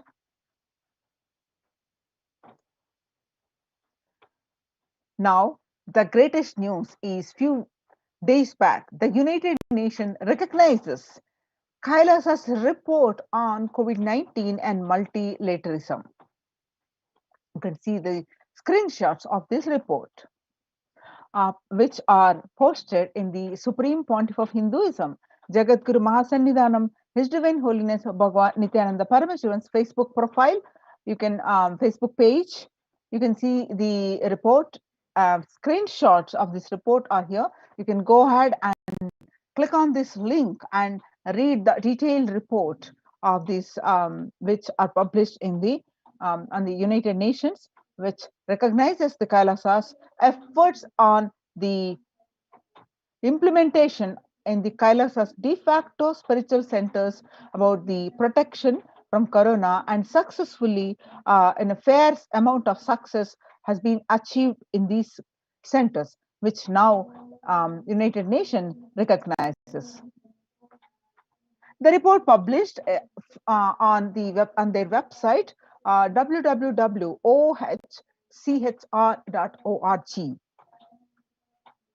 The Adi Shaivat minority tradition, the report on the globalization of disease has led the world to be only as resilient as the least resilient country and person, especially for highly contagious COVID-19, which has spread the scale and severity not seen since Spanish flu. The variants of the virus, such as the Delta, Delta plus, Epsilon, and Gamma, continue to threaten even those vaccinated. The secondary diseases, such as black fungus, are targeting COVID patients and killing almost 1 in 2 persons in such cases. Human life is more precious and important than all the economic principles or systems in totality, because of all these concepts are legitimate only because of their ultimate value, which is to be fundamentally make human life better. At least until this ongoing crisis ends, all the economic policies which are related to money, banking, fixing prices of commodities, etc., need to be revised to make sure no human being suffers from hunger or the absence of required medical care. For this purpose, Kailasa has presented a detailed report on effective solution for COVID-19 through the multilateralism that was published at the United Nations website of the www.ohchr.org. The United Nations also published earlier the reports on indigenous women and girls and reports on femicide. Now let us see the detailed report on COVID-19 and multilateralism, which was published recently, few days back, a report by the Adi Shaivat Minority Tradition ASMT community, Hindu community, Kailas Union. The details of the report as follows. Introduction, the key obstacles. Number one, globalization of disease has led the world to be only as resilient as the least resilient country and person, especially for highly contagious COVID-19, which has spread with a scale and severity not seen since Spanish flu. The variants of the virus, such as the Delta, Delta plus, Epsilon, Gamma, continue to threaten even those vaccinated. The secondary diseases such as black fungus are targeting COVID-19 patients and killing almost 1 in 2 persons in such cases. The distorted policy decisions and conflicting principles can lead to prioritizations amongst the nations within, leading to various extremes such as the hoarding of vaccines in some places, the wastage of vaccines in others, and an unaddressed shortage of vaccines globally. Third, pandemic has exposed the fragility of the global system. The disruption in the supply chain is especially worrisome for essential food supplies, which disproportionately affects the already most vulnerable situations.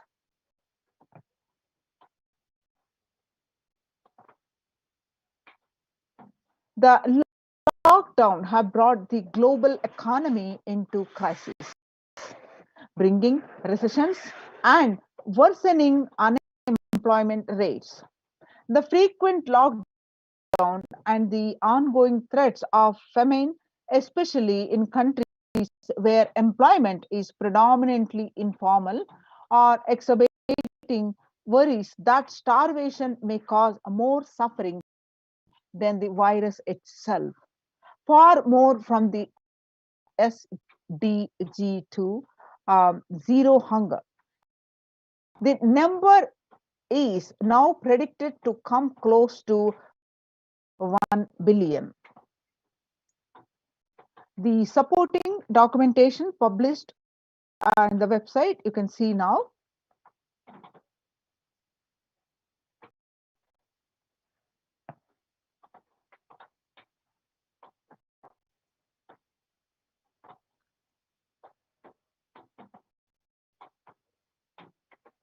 See more articles.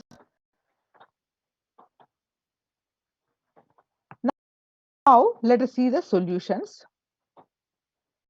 submitted. The first, the A, revised economic policies. Human life is more precious and important than all economic principles or systems in totality, because all these concepts are legitimate only because of their utility value, which is to fundamentally make human life better. At least until this ongoing crisis ends, all economic policies related to money, banking, fixing prices of commodities, etc., need to be revised to make sure no human being suffers from hunger or the absence of required medical care.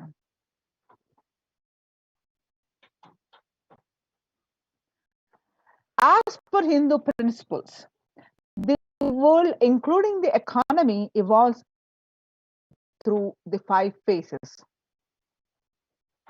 The 5 phases are creation or growth, sustenance or stagnation, recession or revitalization,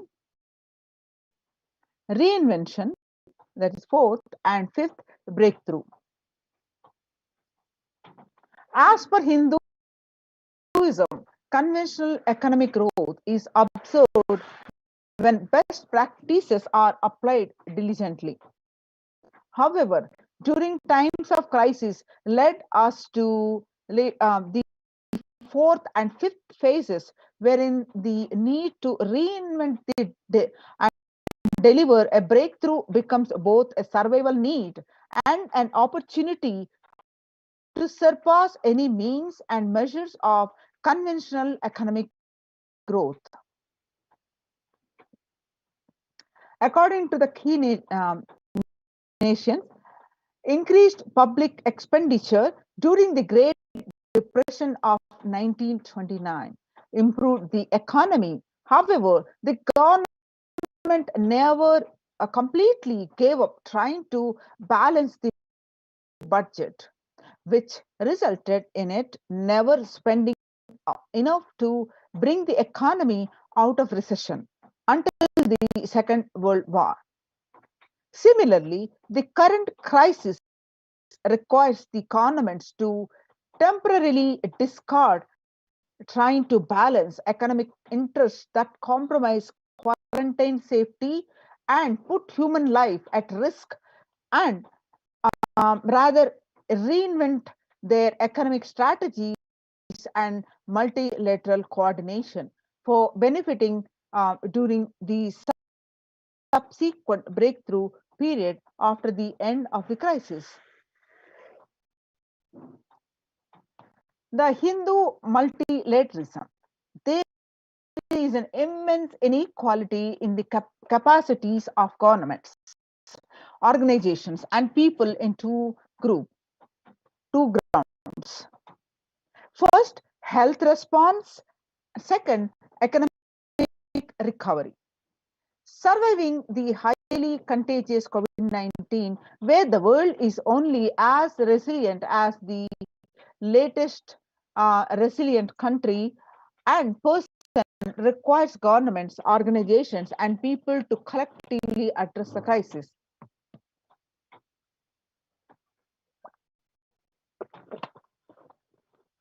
From 3200 BCE 21, 56 nations in Asia had multilateral treaties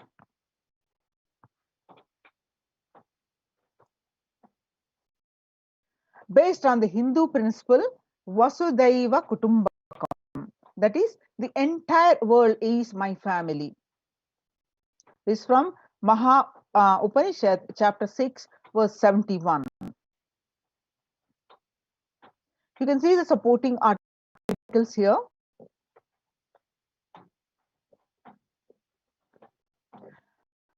This requires a friendly quarantine setups which are self-sustained and sufficient in terms of food stock and supplies, recreation, employment, education, etc.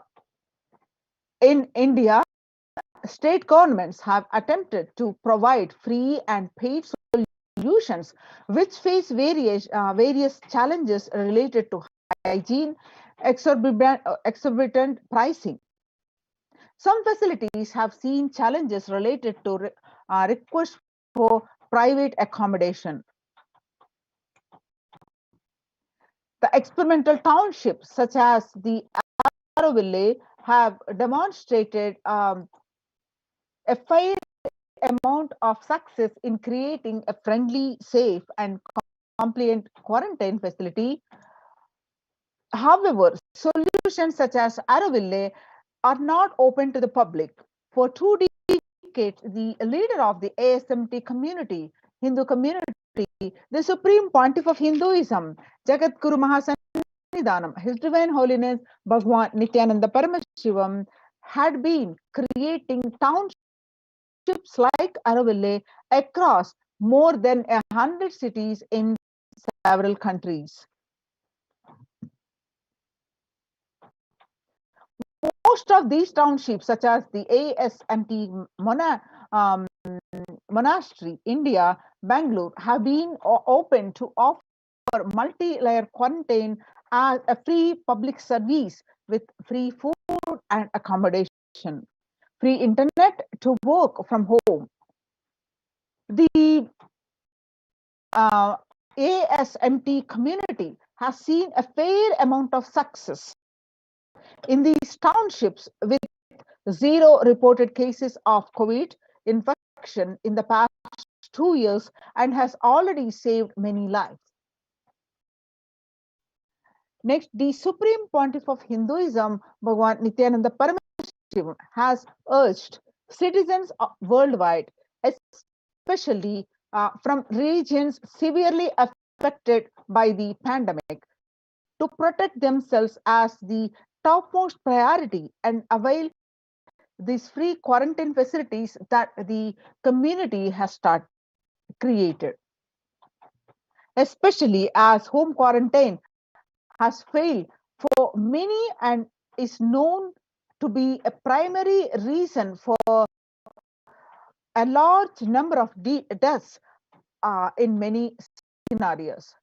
The Supreme Pontiff of Hinduism, Bhagwan Nithyananda Paramashivam, has emphasized the need and urged the government worldwide to provide food, safety, medical care, shelter, and all survival needs to all human beings under their care.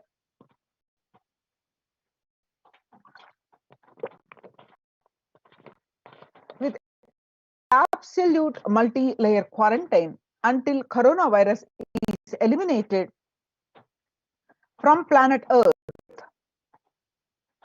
including all different strains of virus.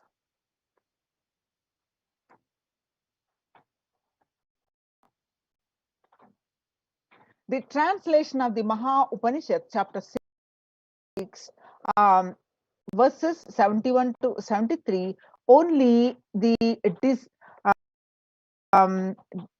denigrated, small-minded, with a very pathetic outlook of life, discriminate between kin and a stranger. While for the magnanimous, the entire world is a family. And you can see the supporting articles now.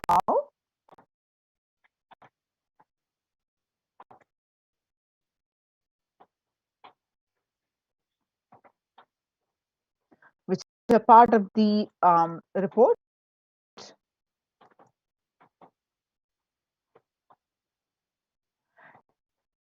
The next, educate citizens on individual pandemic management.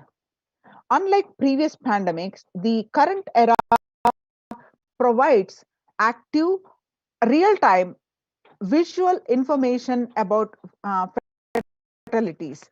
Underreporting of this data may give false hope and make people reckless.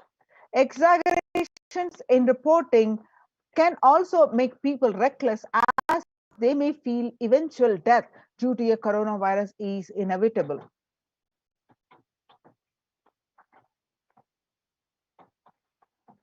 Proper education is extremely crucial, as it will dramatically reduce the number of deaths and reduce the challenge on the healthcare systems. Alcohol-related deaths have hit a record high during this pandemic, and long post-lockdown liquor lines are some extremely worrisome issues regarding which people need to be educated. As a top priority, people need to be given confidence in their life and security about their future for them to stop behaving recklessly or fall into depression and commit suicide. Next, the leveraging best of different economic systems based on charity, barter, and money. The ancient Hindu economic treatise by Paramashiva, the primordial Hindu divinity, describe three kinds of economic systems and their principles. First, for things that do not perish by sharing, such as education and knowledge, Paramashiva recommends that no fee be charged. Second, for survival needs, such as food and healthcare, barter and charity are recommended. For all other infrastructure development works, services and commodities, gold and conventional currently based transactions are allowed. These systems are still in practice in the modern day, but grossly overlooked and not sufficiently studied with their close relation to mainstream economics. The World Health Organization and the GISAID provided early access to data regarding the virus. This is an example of an open knowledge-based economic policy where the crucial data about the virus was not monetized. Similarly, South Korea helped the USA access mask and testing kits. And there was a hope that this would lead to a reciprocal arrangement in terms of vaccine, which is like a barter-based model allowed in food and healthcare.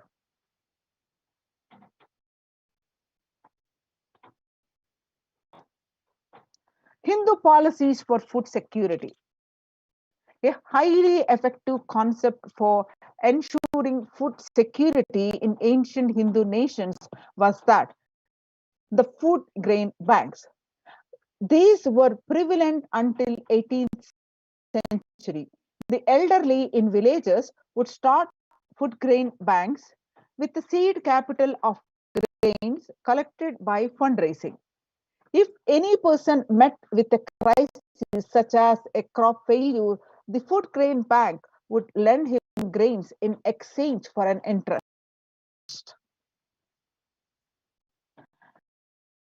The compound interest was prohibited in grain banks, which the debtor was expected to return with the principal gain amongst the amount principal grain amount during the next harvest. The bank would expand its reserves of food grains based on interest earned and the donations. At the time of severe crises such as famine, the entire village would be able to withdraw these grains, and if required, all such grain loans would be written off on humanitarian grounds. Next, the Hindu temple food is shared for free as a policy. This was the case in both ancient times and in modern times. For 27 years, every month, the Hindu ASMT community has served more than 3 million free organic meals in religious gatherings to everyone without discrimination and has served over 1 billion free meals in total. Such private and public efforts are crucial to ace the threats of starvation, which is estimated to hit the a billion people worldwide. Next, the monitor global health. The crisis requires governments to take aggressive, proactive measures to monitoring health. Smartphone applications have been used by government that are based on health code color symptoms that categorize individuals into 3 color groups based on their health status and travel history, and then determine whether they need to be quarantined.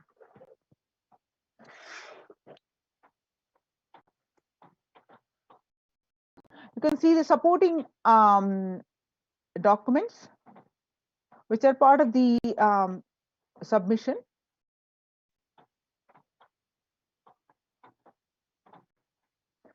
Though there were privacy-related concerns associated with these approaches, some of these measures, such as agile daily reporting systems for accounting of newly suspected, diagnosed asymptomatic cases, number of deaths, and generating area-wise statistics have played an important role in proactively responding to curb the spread of the disease and are being considered for implementation by various countries. You can see the supporting documents now.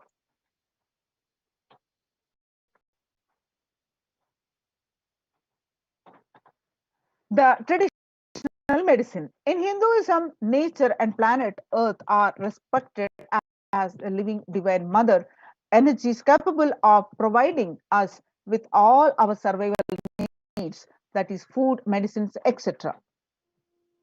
Though traditional medicines such as TCM and Ayurveda are effective in addressing COVID-19 related issues, and a few years ago, a Nobel Prize was awarded for scientific work based on traditional medicine.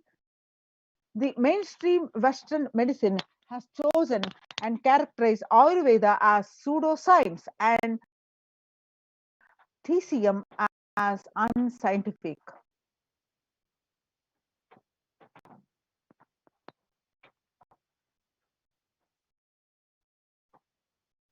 Such demeaning of traditional medicine systems have led the nation to consider taking defensive unilateral decision to protect their interests.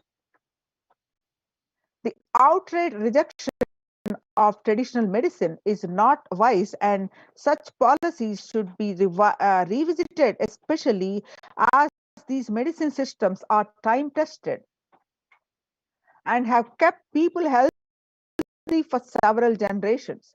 Kailasa Union recommends governments worldwide provide solutions like Kailasa's Hindu medicinal care, which includes completely free of charge services such as Ayurveda, Yoga, Siddha, and Western medicines, and multi-layered quarantine for complementing their ongoing public health efforts.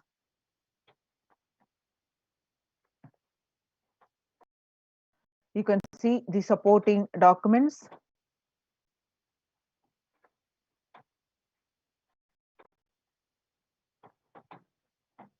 Multilateral strategies and coordination for the pursuance of SDG 11, sustainable cities and communities, with additional emphasis on multi-layer quarantine.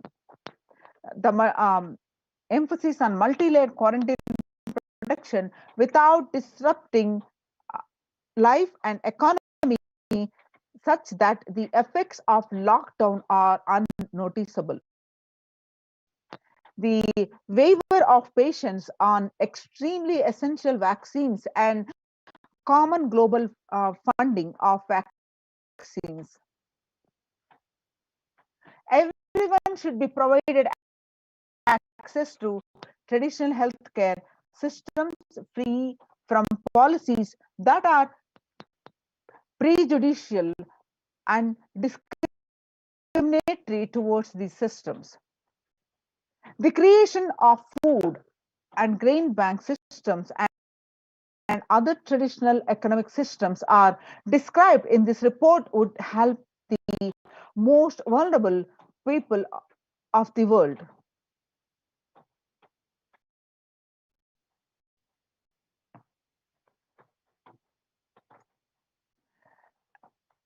Everyone should be provided access to traditional healthcare systems free from policies that are prejudicial and discriminatory towards these systems. The creation of food grain bank systems and other traditional economic systems as described in this report would help the most vulnerable people of the world.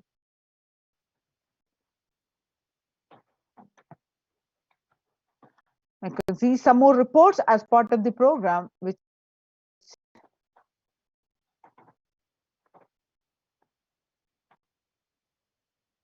so now we are seeing the report of the successful implementation of these COVID care centers, and now join COVID care protection centers now.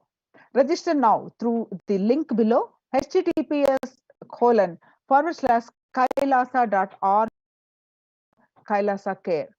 We'll continue after a short break.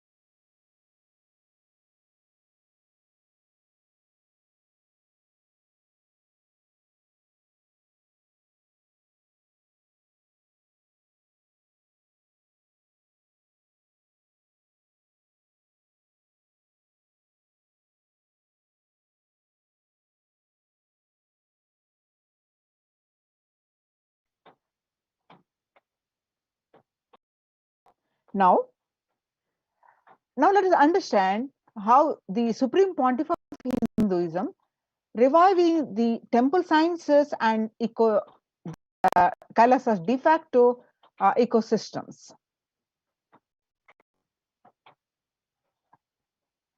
And across the world, especially across India, all the major temples have shut down, and Kailasa has opened its doors for one and all. For example, amidst the raising the COVID-19 cases in Maharashtra, and Shirdi Sai Baba and Mumbai Siddhivinayak temple will remain shut for devotees till further orders.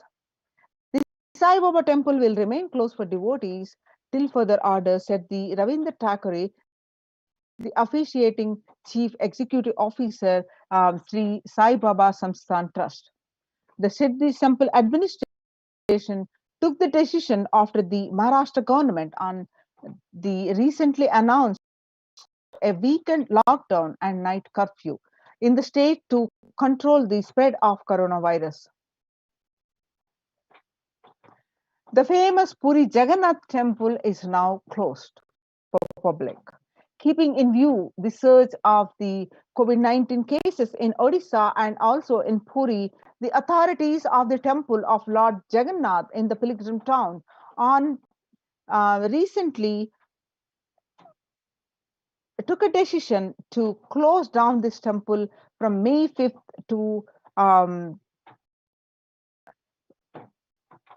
due to a statewide lockdown was imposed by the Odisha government. Not only this, the all religious places closed for public in Bhubaneswar as city records the highest daily COVID surge, with the Odisha capital Bhubaneswar registering the highest ever single day spike of 581 new COVID-19 cases. The local municipal authorities recently declared the closure of all religious places like temples, mosques, gurudwaras, and churches for devotees from the recent Wednesday till further order.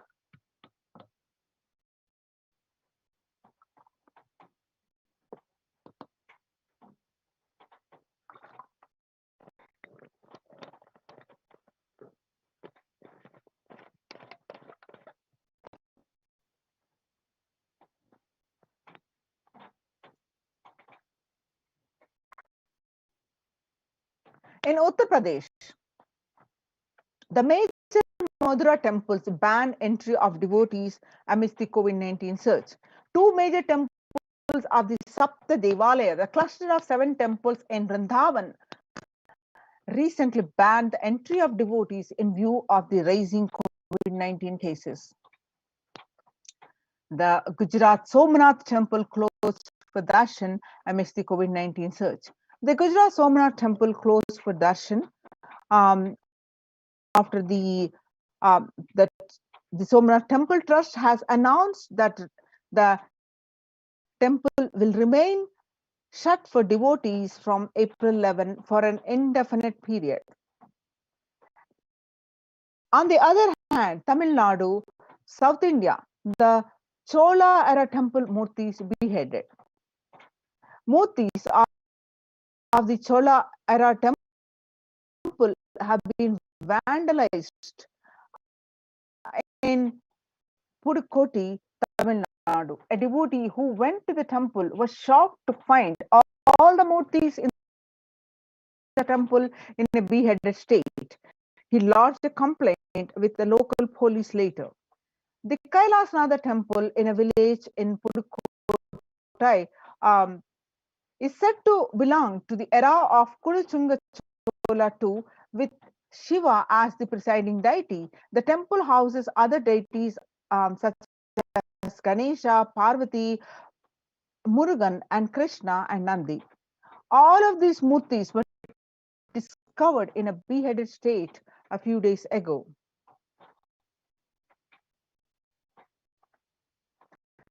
Now, let's understand the Kailasa's deep temple experience at the de facto ecosystems. Now, in the times when COVID-19 is rampant and the ancient temples are in a lockdown because of the risk of widespread corona disease, the devotees of these temples were visiting and having darshan of their gods and goddesses for thousands of years. At all these ancient sacred sentiments have come to a harming halt after the lockdowns have taken place.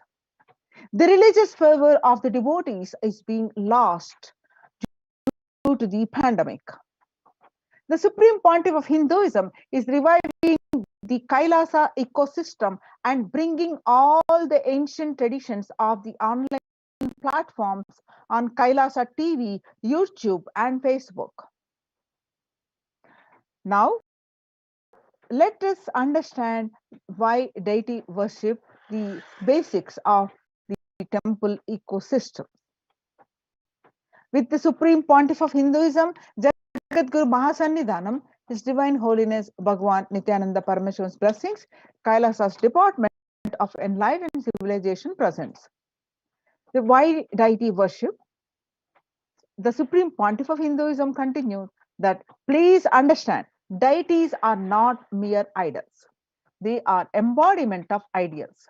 We do not worship these idols, we worship the ideals represented through these idols.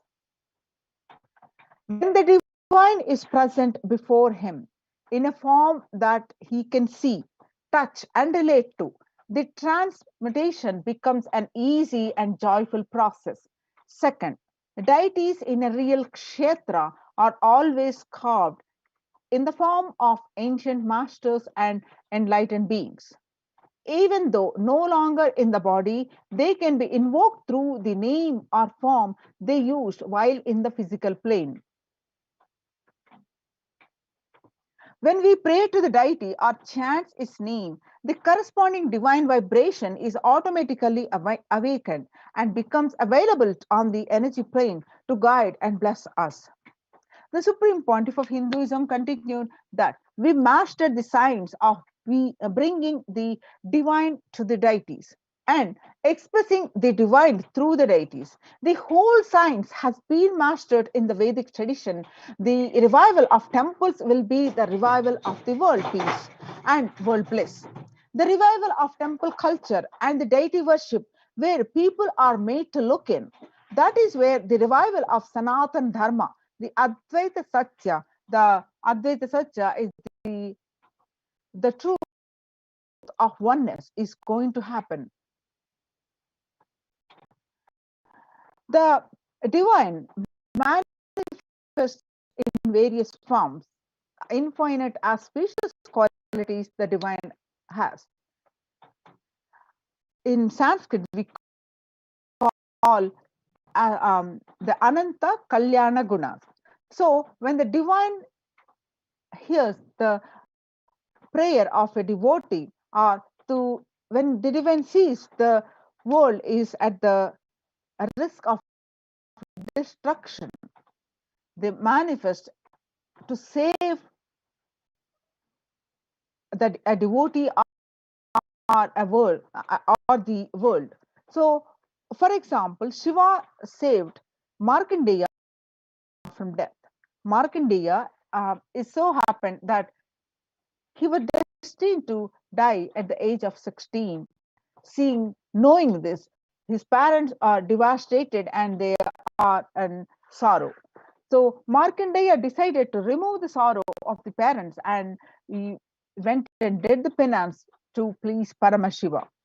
On the day of his death, the Lord of Death, Yama or Kala, arrived to take his life away. And that's when the Markandeya hugged the Paramashiva Linga intensely and prayed to him to protect him. And Paramashiva appeared along with Devi and saved Markandeya from the death, become Kala, the Lord of Death, and that become an independent deity.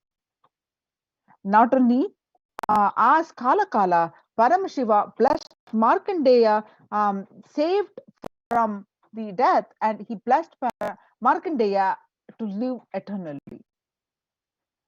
Same way, he danced in ecstasy, and that action becomes Nataraja. The Paramashiva, as a cosmic dancer, performed the Panchakrityas of creation, maintenance, and sustenance, rejuvenation, and pulling out of delusion and giving us the liberation. The cosmic dancer so casually performed this Panchakrityas, and we call him Nataraja.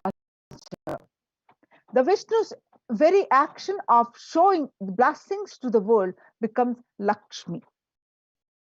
Brahma's very action of constantly sharing the wisdom becomes Saraswati. So each of the actions of the ultimate becomes independent intelligence and energy. When you connect with these independent intelligences, those deities, whatever you want immediately happens. Whatever result you want, worship with those rights and those divine energies who are personification of the specific actions. Immediate results are achieved by connecting with these deities. In this world, this can be a powerful method through which you can achieve whatever you want in your life. So join now in this COVID care protection centers. Register now through the link below, https://kailasa.org/Kailasa care. We'll continue after a very short break.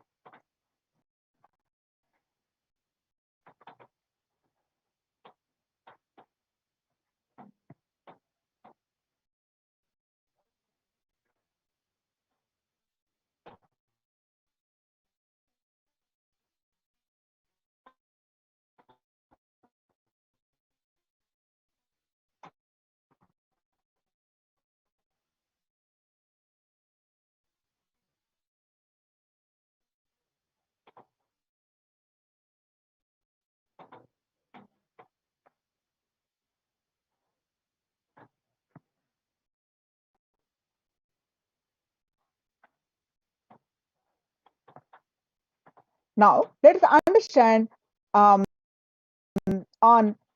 the multi-layer quarantine COVID care protection centers at the de facto spiritual embassies of Kailasa and the need for the Annadan. With the blessings of the Supreme Pontiff of Hinduism, Jagat Guru Mahasannidhanam, His Divine Holiness Bhagwan Nithyananda Paramashivam blessings, let's understand the need for Annadan. Let's understand how the COVID-19 is creating a hunger catastrophe in India. The pandemic has led to increase in the global food insecurity, affecting vulnerable households in almost every country. It has exacerbated the existing inequalities, pushing millions of people into the vicious cycles of economic stagnation, loss of livelihood, and worsening food insecurity. The World Bank estimates that 71 million people will be pushed into extreme poverty across the globe as a result of the pandemic. The World Food Program estimates that an additional 130 million people could fall into the category of food insecure over and above the 820 million who were classified as such by the 2019 State of Food Insecurity in the World Report. More than 50 million people have experienced food insecurity during the pandemic, up from 35 million in 2019, according to the Feeding America nonprofit, the nation's largest hunger relief organization. So, hunger in plain sight, COVID-19 worsened the plight of food insecurity. The child malnutrition and hunger skyrocket in Haiti as COVID-19 infections spike. At least 86,000 children are at the risk of developing a severe acute child malnutrition this year in Haiti, according to sources connected to the United Nations Children's Fund. The number of children projected to suffer from the starvation this year has doubled as the impoverished nations, the countries, to grapple with extraordinary political and social crisis exacerbated by the pandemic.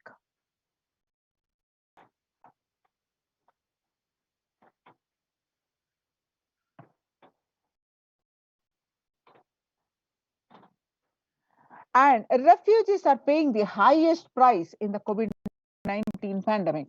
The vulnerable groups, such as refugees, paying the highest price in the COVID-19 pandemic.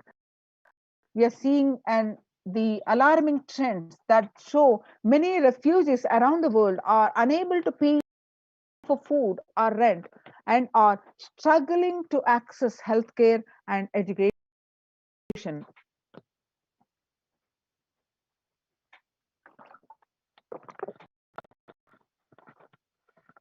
Price hikes in local markets and further displacement caused by low campfires have pushed many families further into food insecurity.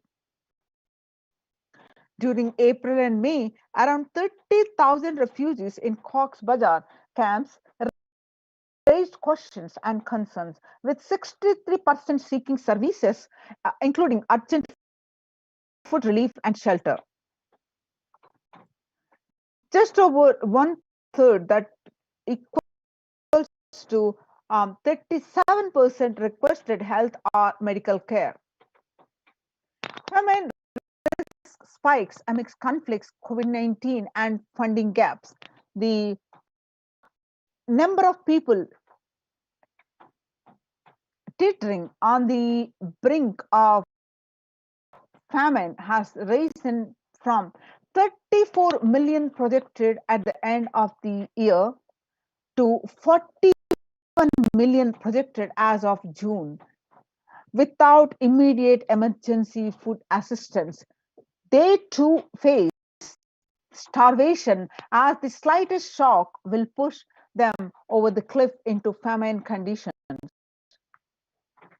The World Bank releases a report, an analysis of the rising food insecurity rates in response to the COVID-19 pandemic. The report released on May 20th, 2021 states that COVID-19 impacts have led to severe and widespread increases in global food insecurity, affecting vulnerable households in almost every country, with impacts expected to continue through the 2021 into 2022. Is also states that the global food prices increased significantly by 38% since January 2020. The World Economic Forum released that 155 million people are caught up in food crisis of varying severity. The 133,000 people in Burkina Faso, South Sudan, and Yemen are most at risk. 10 countries account for 2/3 of these facing acute hunger. The resilience of agri-food systems is being eroded by conflict, insecurity, and environmental trends. So join in this COVID care production centers. Register now through the link below, https://kailasa.org/Kailasa care.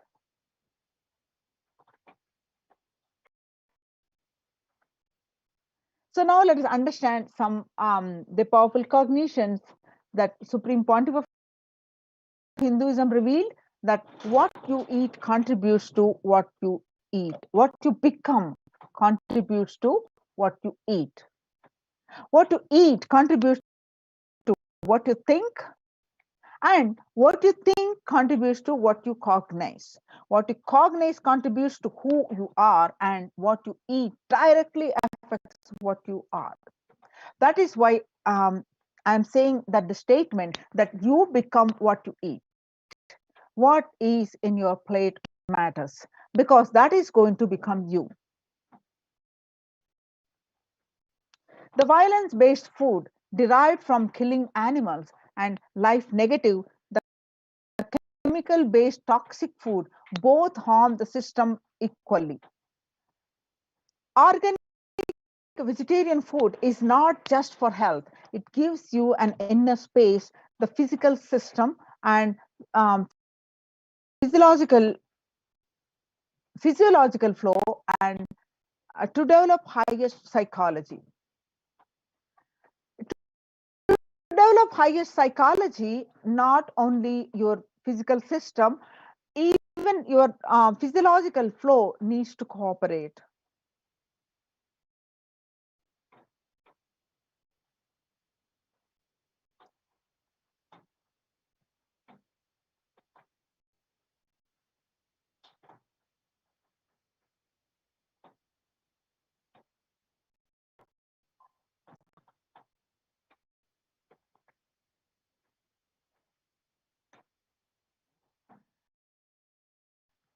Your brain is constructed for all these higher things. When you don't explore the higher things, you are bound to feed the lower things and keep your brain engaged for survival. If you don't explore the higher dimensions of consciousness, you will force yourself into the drugs and try to explore the hallucination, imaginary, illusory dimensions of the universe.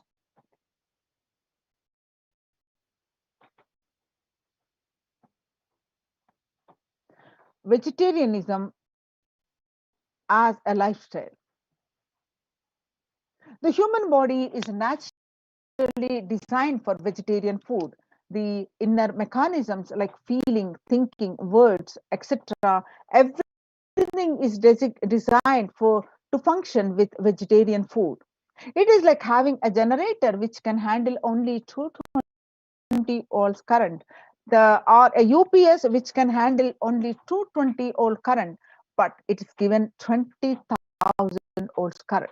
What will happen? It will get fused.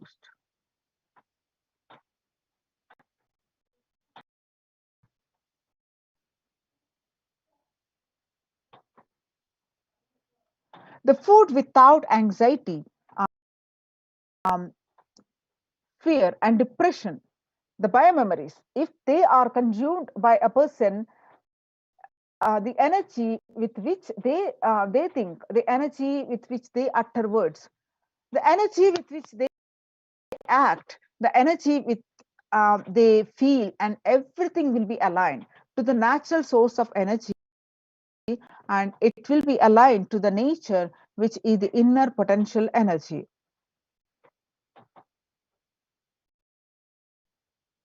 Now let us see the Kailasas Annalayas serving the free organic vegetarian sattvic meal for all, eliminating hunger.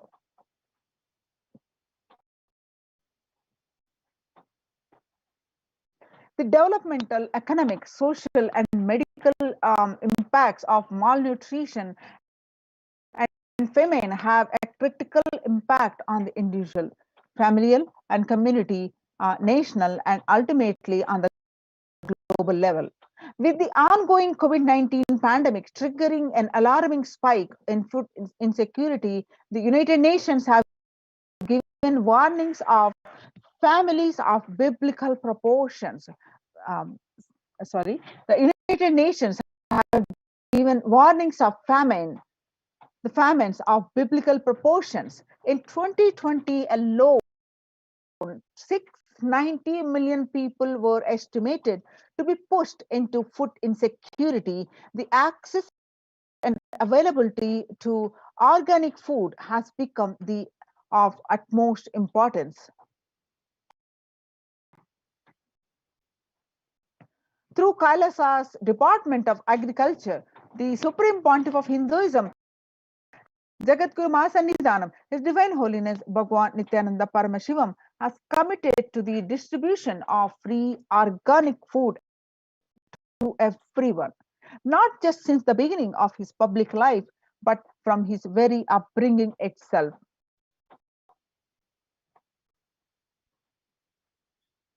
Kailasas Annalayas, the food bank, is established all across the globe, distributes and serves the free vegetarian organic food for people of all caste, creed, religion, race, gender, and social standing.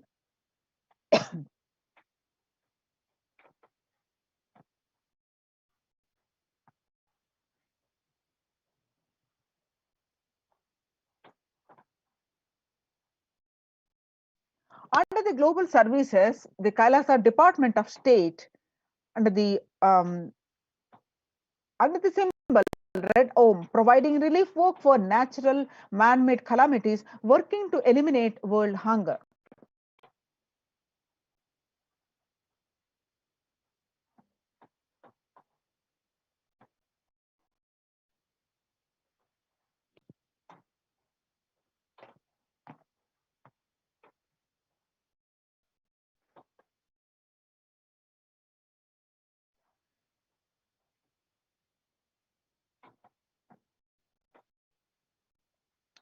We will revive the food supply system of Kailasa. Before you get hungry, food will be ready. Continuous Annada. I'm not giving any fantasy. It has already become reality, says the Supreme Pontiff of Hinduism.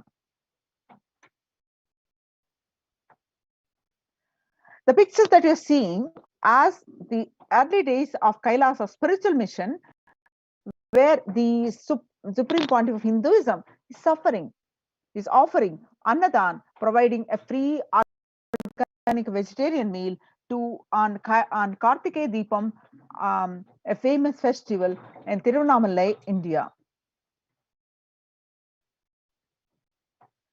In 2013, even with a fractured hand, the Supreme Pontiff of Hinduism, Jagadguru Mahasannidhanam, His Divine Holiness Bhagwan Nithyananda Paramashivam, engaged in selfless work by day and night, inspiring the peacekeepers of sovereign order of Kailasa, engaged in selfless service, leading the nation of Kailasa by example.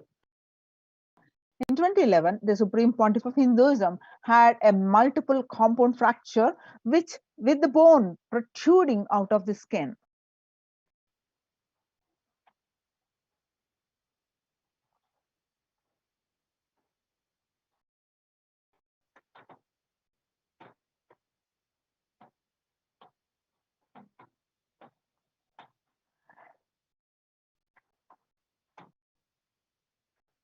In 2011, the Supreme Pontiff of Hinduism had a multiple compound fracture with the bone protruding out of the skin. In 2013, 2 steel implants that were fastened in 2011 were removed as the bones had healed completely.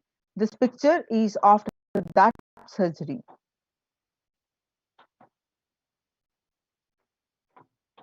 Now, we are seeing the glimpses of the where the Supreme Pontiff of Hinduism himself serving the Thane Flood Relief Fund at Pondicherry. The picture is clicked on 3rd January 2012.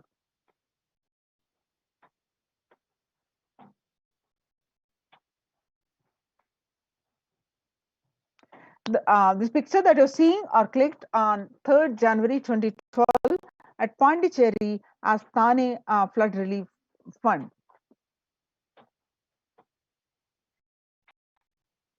Some more of the Thane Flood Relief Fund on 3rd January 2012.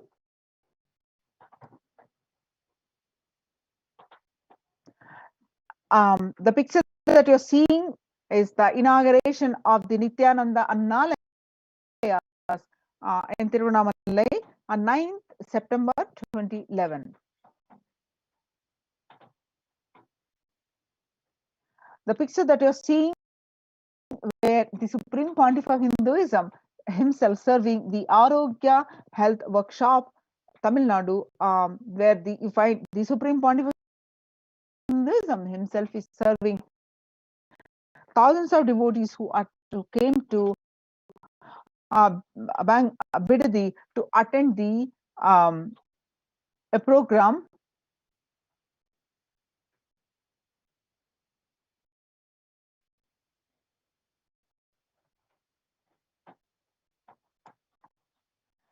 The Nithyananda's Purana meditation workshop, the picture that you're seeing where the Supreme Pontiff of Hinduism himself serving the free meals to thousands of devotees, and this picture clicked on 12th December 2007.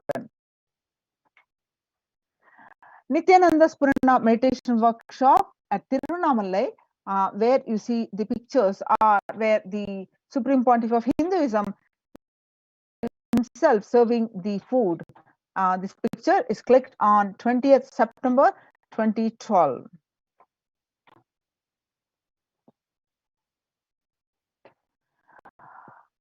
On the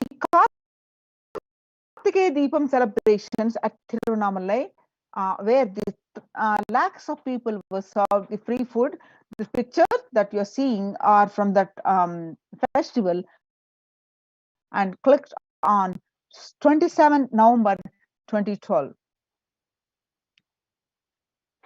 On 10th May 2017, Inner Awakening Meditation Workshop, Tiruvannamalai, India. The Kalpataru Meditation Workshop, the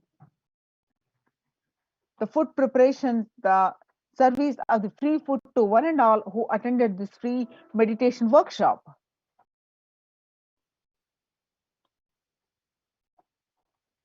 On 5th May 2016, Bhandara feast served for respected spiritual leaders and the Hindu monks.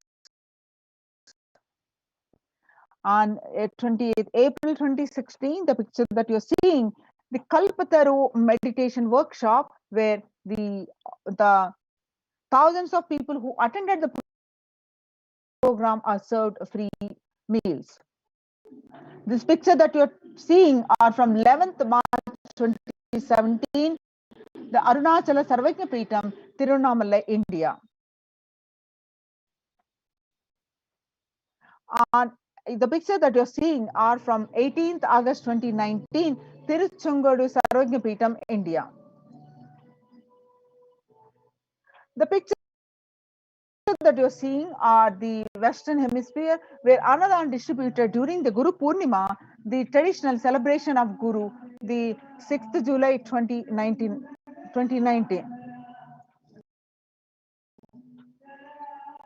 8th December 2016, Sadashivoham meditation workshop in Adi Kailasa, Bidadi, Bangalore. Annadan service continues in the midst of COVID-19 crisis, 30th May 2020. Now let us listen.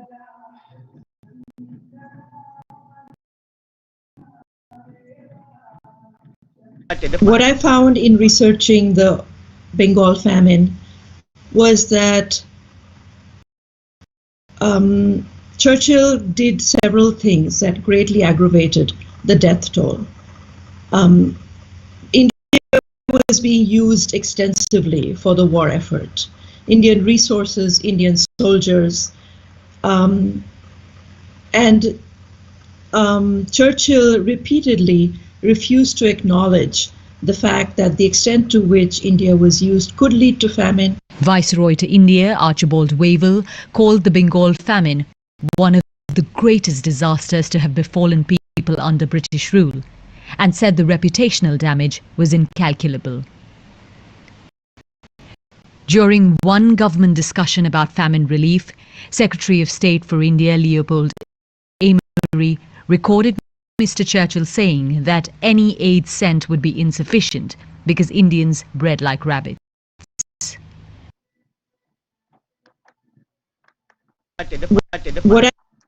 So, in 1943 to 1944, in the man-made famine of Bengal, as per existing records, 3+ million were murdered. The Prime Minister of the world's biggest empire, controlling the 1/3 of mankind, claimed they could not do anything about the people dying of hunger because Hindus bred like rabbits and famine was their fault. On the other hand, in 2016, in Ujjain Kumbh Mela, the peacekeepers of Kailasa served organic food to over 3+ million peacekeepers of Kailasa under the leadership of the Supreme Pontiff of Hinduism, have served more than 1 billion free meals in the past 26 years and are determined to end the hunger and poverty in all its forms. Not only that, in the past 26 years, the peacekeepers of Kailasa are determined to end hunger and poverty in all its forms. The Kailasa, with 200 peacekeepers at any given time, can deliver what even one of the biggest countries could not deliver. Kailasa is not driven by war, fear, or greed. It is an enlightenment-based nation driven by selfless service.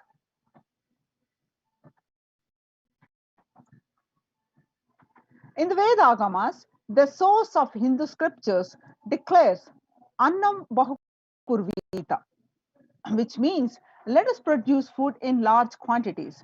The reference is from Taittiriya Upanishad, chapter 3, verse 9, which the Annam Bahukurvita means let us produce food in large quantities. Through the widespread distribution and the promotion of free, healthy, organic food. Kailasa's global peacekeepers, led by the Supreme Pontiff of Hinduism, serve such that we may achieve food security, improve nutrition, and promote sustainable agriculture globally. Annadan is the vision to end poverty and hunger in all its forms. Now, join now in this Kailasa's COVID care protection centers. Register now through the link below. The link is https://kailasa.org/Kailasa care. Make use of this opportunity and register this in this link, which is projected here, and save your life. Now we'll be moving on to the next part of this segment, and just after a short break.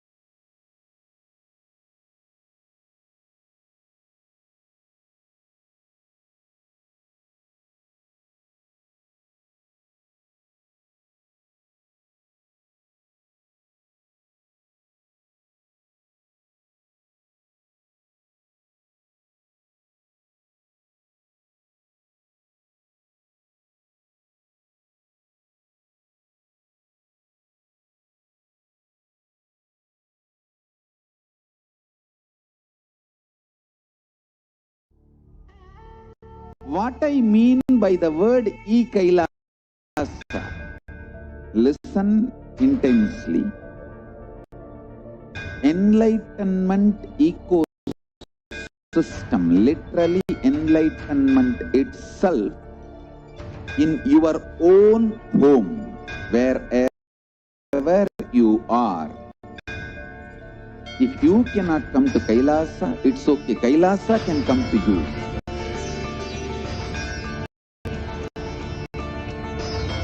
Kailasa coming to you is Kailasa.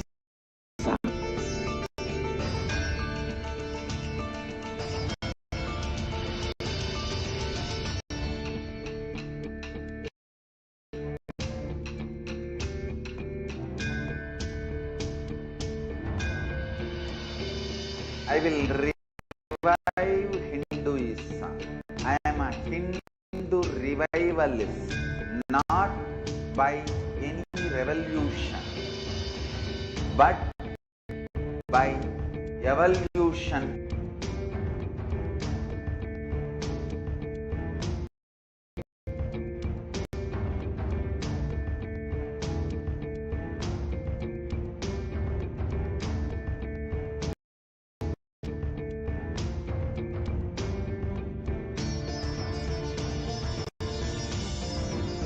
And setting model community.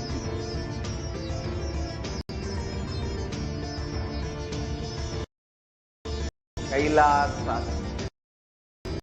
enlightenment ecosystems, Sarvanya Pitas all over the world.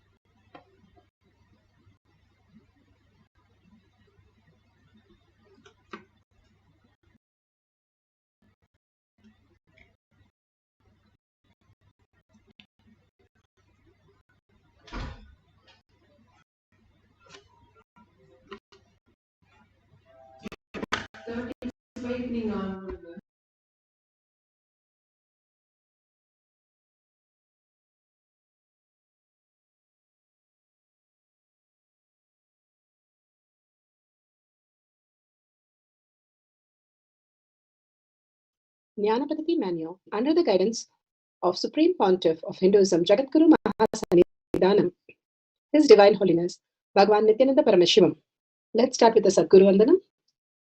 Nithyanandam Paramasukam Kevalam Jnanamurtim Dvandvatitam Gaganasadusham Tattvamasya Lakshya Ekam Nityam Vimalamachalam Sarvadi Sakshi Bhutam Bhavatitam Trigunarahitam Sadgurum Tam Namami. Let's go through the disclaimers. Security measures. No photography, video, audio recording. Important cautions.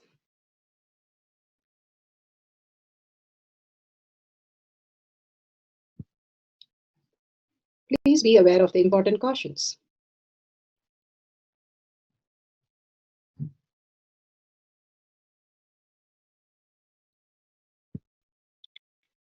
What is power manifestation? That is what makes me joyful. Otherwise, there is no pleasure.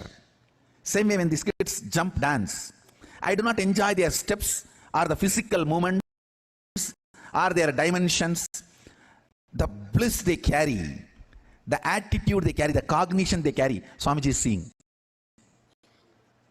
I'm dancing for him.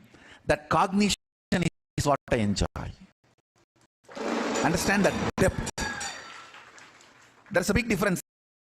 A man who is length-based will enjoy only the dimensions of the person who is dancing, or the dress of the person who is dancing, or the movements of the person who is dancing. If somebody is based on the breath, they will enjoy the emotions expressed, the attitudes shown, bhava, the art part of it.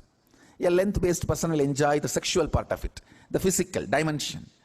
The breath-based person will enjoy the art form of it, part of it, the emotion.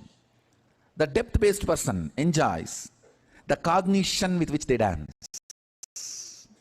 Understand, that is the difference between the length, breadth and depth. I am excited because I am going to make these kids materialize, teleport. Understand, listen carefully. When they move to the length dimension, they can change anything they want. They can actually physically play with things, physically act with things. So even though I am excited about the depth, because I think from the beginning I am a doer. Even in me, when these powers started manifesting, the first question I asked Vibhudananda Puri, actually these powers started manifesting in me much before I even had darshan of Arunagiri Yogeshwara. Arunagiri Yogeshwara gave only the depth related powers. These length related powers started manifesting in me. Even Vibhudananda Puri and Yogananda Swami, they manifested it, these powers in me. And when it started manifesting, the first question I asked Vibhudananda Puri, what is the use? She got really annoyed because these powers come after 25-30 years of practice, and she was screaming, even after 40 years of tapas, only once in a while when I am in samadhi I can manifest these powers. You fellow, you are casually playing with all these powers and you are asking me what is the use? I said, no, I'm not disrespecting, but what's the use?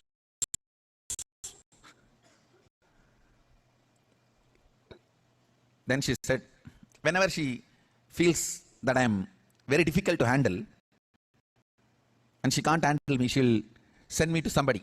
She'll say, go and ask Visri Swami. That's all. Visri Swami, anything you ask, BD only, that's all. He will never answer. He will never open the mouth. Just go on.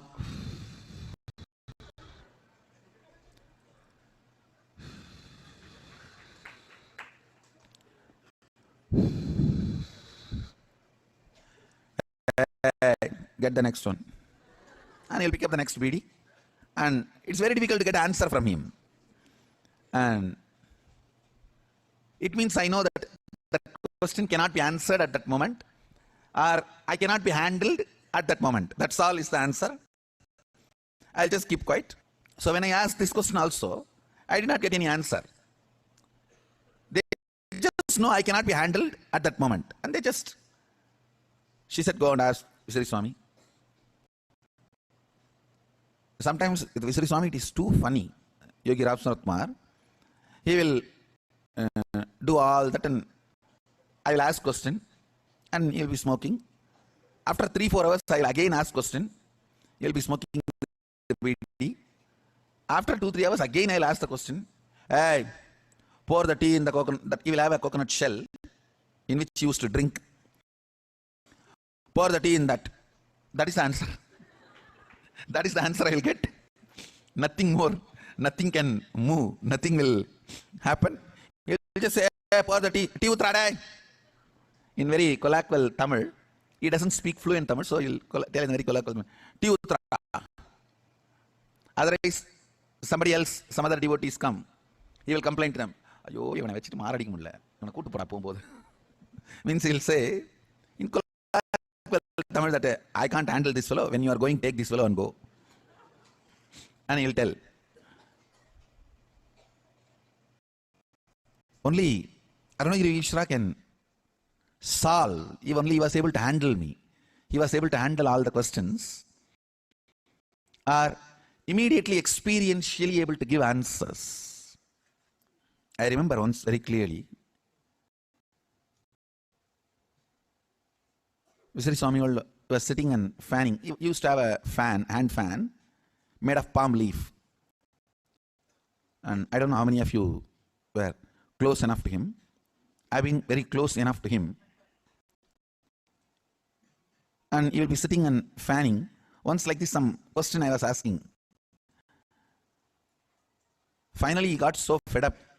He said, my father has to come directly to answer all your questions and problems. He will come. Go. In few days, I had darshan of Arunagiri Ishvara.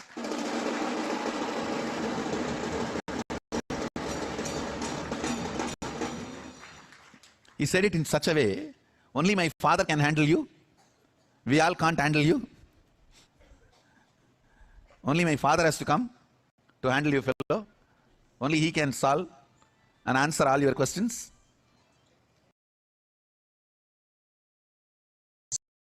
So beautifully, that is a wax of Ram Surat Kumar. He was a great devotee that non-stop he used to chant Ramanama. And that is the science that really puts us into the next dimension. How we can manifest all these powers in such a phenomenal way. Now we have Shakshi Pramana, the millions of disciple devotees, followers all around the world manifesting the powers of Paramashiva.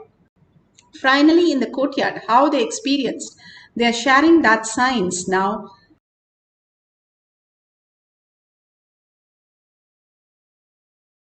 Questions on different subjects. All those things that were happening, like I would go up to someone that's in my group and I would say, what is my father's first name? And she said, George. And I'm like, how in the hell does she know my father's first name? Then somebody asked me, when did I graduate from pharmacy school? And I look in this mirror that has this black Jnananjana on it, and the numbers are written in the mirror, 1994, and that's exactly when she graduated from pharmacy school. So these experiences of oneness that we have through Shaktipat are expressing themselves in an ability to have knowledge that as yet the world has seen. This kind of beautiful. Beautiful. If you understand the science, Mahapariva learned 18 languages. He has never gone to any schools or any places. All these great people, they can learn everything in just one listening, whether it is Ramakrishna Paramahamsa, Ramana Maharshi, Vivekananda, all the great of them, how they learn in just one listening, everything that is there in the world, the only understanding is the higher you are vibrating, you are in a higher intelligence state. So by the intelligence, you understand the how you function. If you are finding a parking lot in a very tight parking lot of 1,000 cars, it's so difficult. If you just raise yourself into the 7th or 8th floor, you will be able to just look out and spot it in a minute. That is exactly how the intelligence, cosmos is a feedback intelligence. What you cherish most, it keeps expanding that.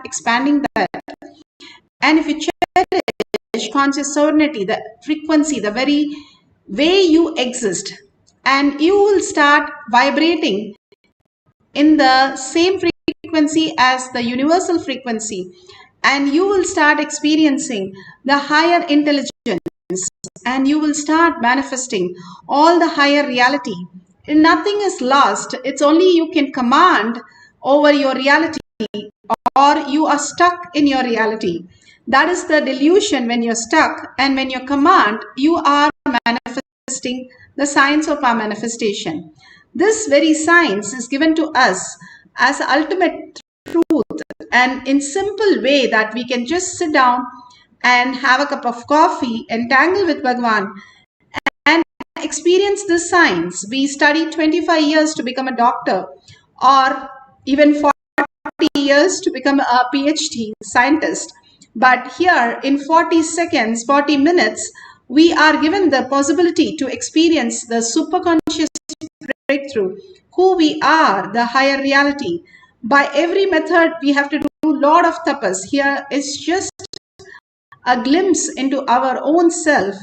Again and again, when we chant the Mahavakya raises the frequency and makes us manifest the powers.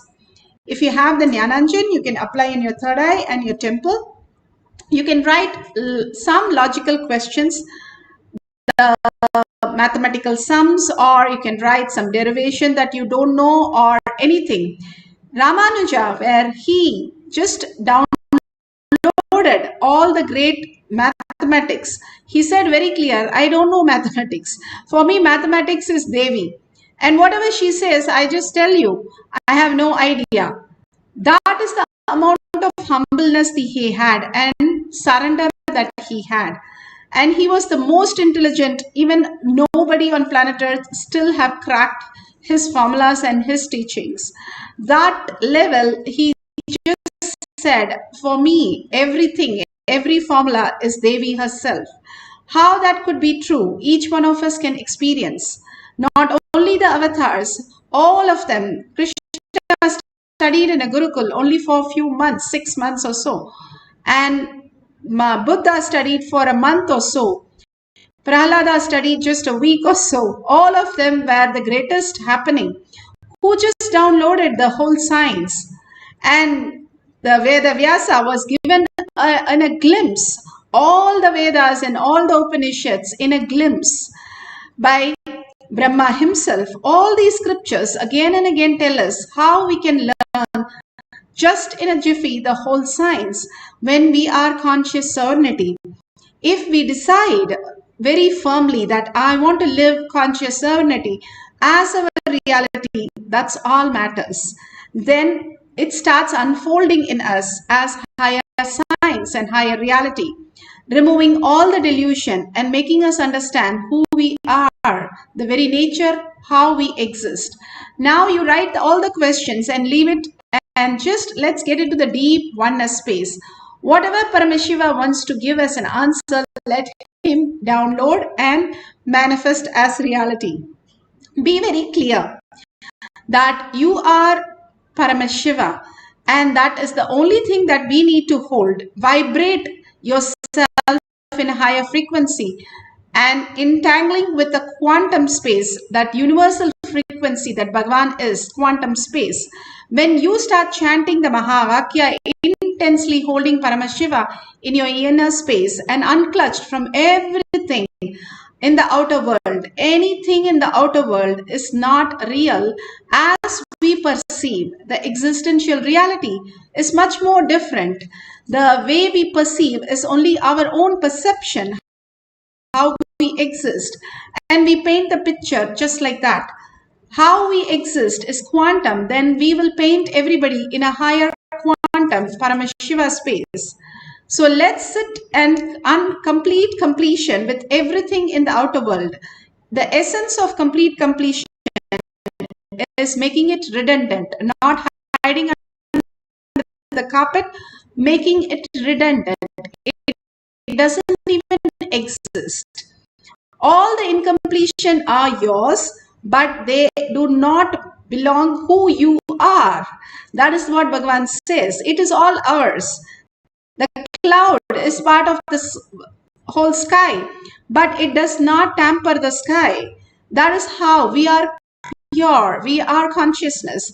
Nothing touches us, whether we lose our hand or lose the closest people or lose our wealth. Nothing touches us, because in the dream, in the deep sleep, we are not touched. So why are we touched now?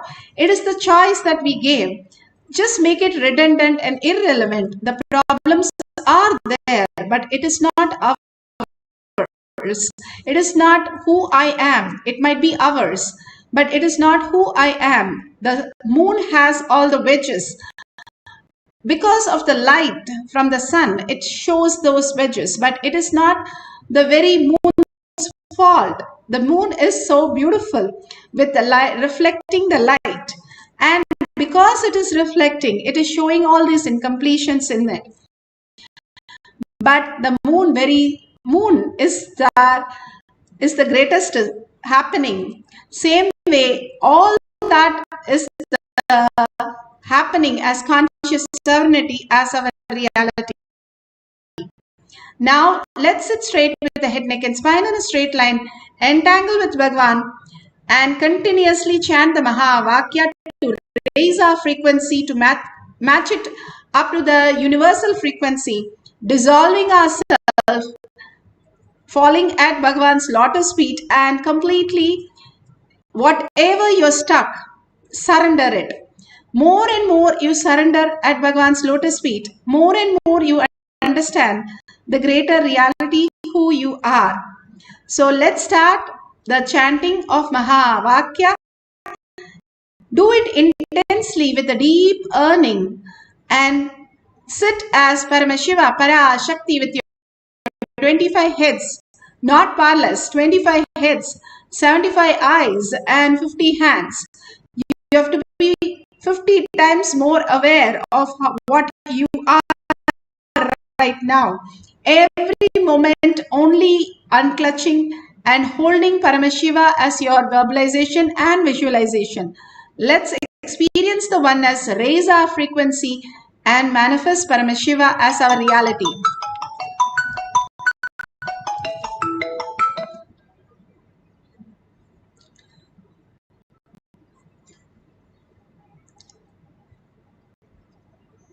So let's start the power manifestation of chanting the Mahavakya. Om Nithyananda Paramashivam. Om Nithyananda Paramashivam. Om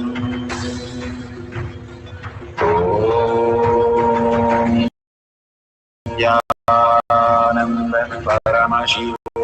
Om Nithyananda Paramashivoham. Om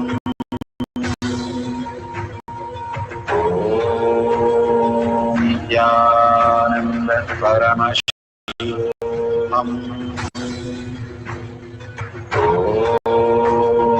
Nithyananda Paramashivoham.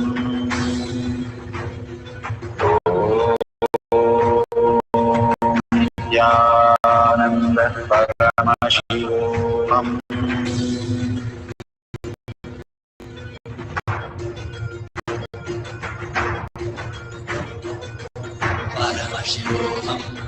Paramashivoham.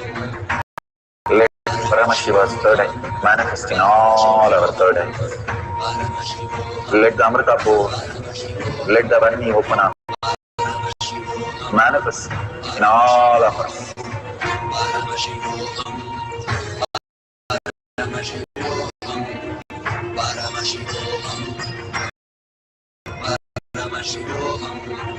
Let Paramashiva overflow, manifest the powers in all our third eye.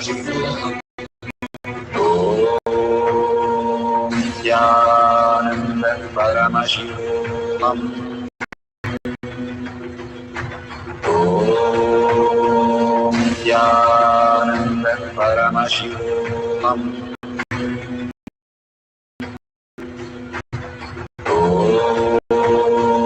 Nithyananda Paramashivoham. Om Nithyananda Paramashivoham. Om Nithyananda Paramashivoham. Om Nithyananda Paramashivoham. Nithyananda Paramashivoham. Om Nithyananda Paramashivoham. Om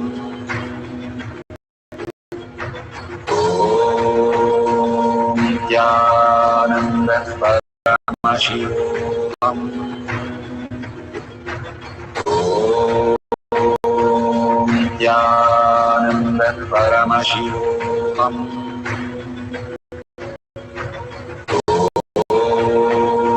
Nithyananda Paramashivoham.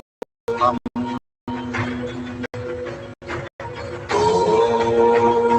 Nithyananda Paramashivoham.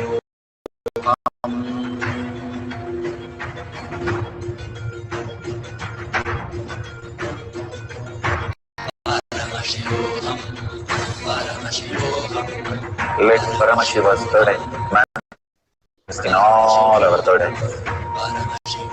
Let the Amrita pour, let the Varni open up, manifest in all of us.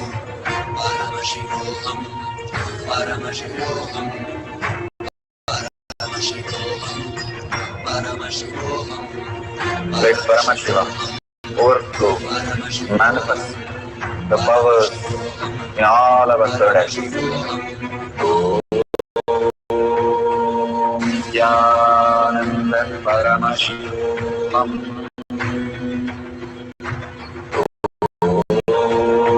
Om Nithyananda Paramashivoham. Om Nithyananda Paramashivoham. Om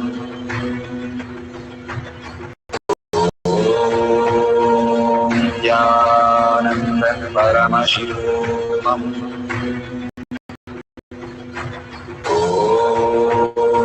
Nithyananda Paramashivoham. Om Nithyananda Paramashivoham. Om Nithyananda Paramashivoham. Om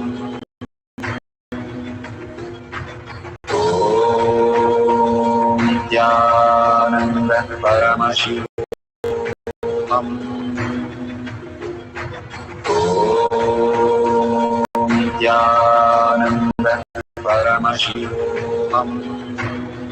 Nithyananda Paramashivoham. Om Nithyananda Paramashivoham. Om Nithyananda Paramashivoham.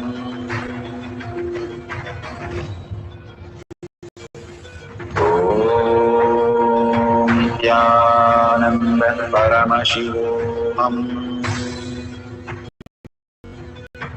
Om Nithyananda Paramashivoham. Om Nithyananda Paramashivoham. Om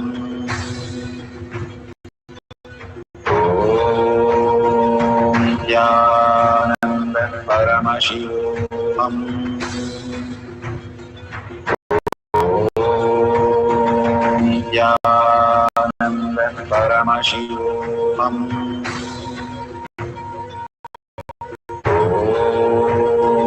Nithyananda Paramashivoham.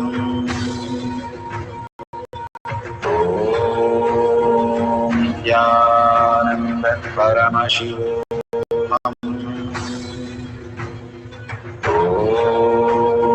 Nithyananda Paramashivoham. Nithyananda Paramashivoham.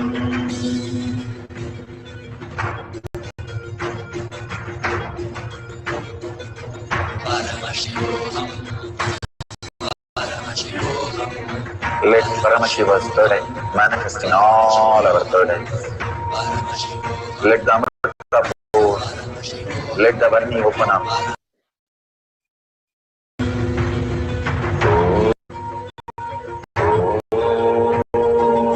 Nithyananda Paramashivoham.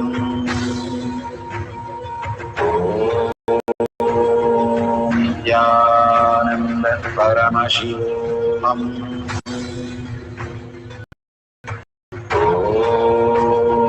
Nithyananda Paramashivoham.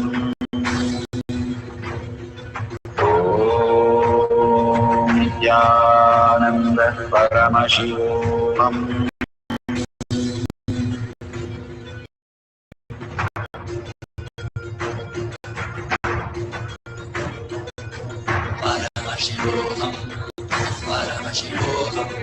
Let Paramashiva's third eye manifest in all our third eyes. Let the Amrita pour. Let the Varni open up. Manifest in all our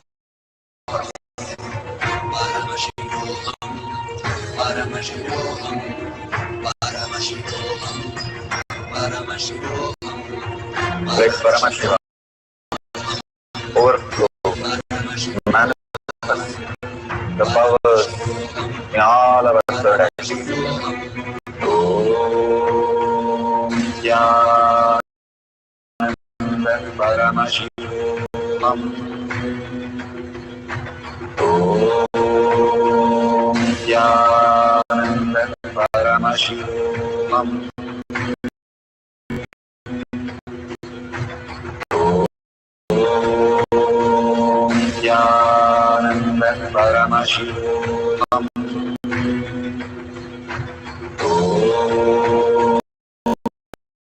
Nithyananda Paramashivoham. Om Nithyananda Paramashivoham. Om Nithyananda Paramashivoham. Nithyananda Paramashivoham.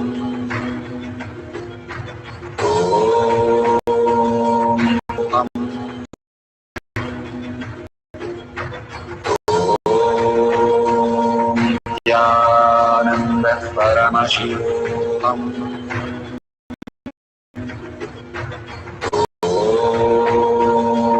Nithyananda Paramashivoham. Om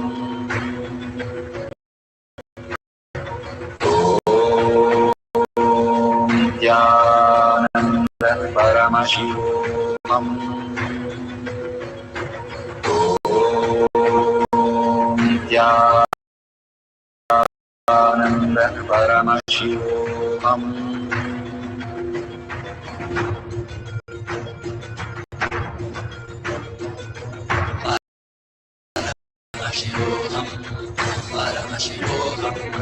Let Paramashiva's third eye manifest in all our third eyes. Let the Amrita pour. So beautiful. Whatever we have experienced, open your eyes and verify whatever prasada you have received. Verify authentically the answers for the questions that you have asked is correct. And if you've just given mathematical sum, you can use a calculator to verify the answers. Beautifully, there was a kid in one of the programs, Bhagwan's programs, and that kid was literally a calculator. And he was answering everything, whatever we asked, and how many ever numbers we put, he was giving to the decimal and all the details. So we were very happy, and we want to put him on the stage so everybody could see how just by one program he could become a human calculator. Something opened in him. So we went to the stage and he started the whole ritual of setting everything, and then one person came to ask the question.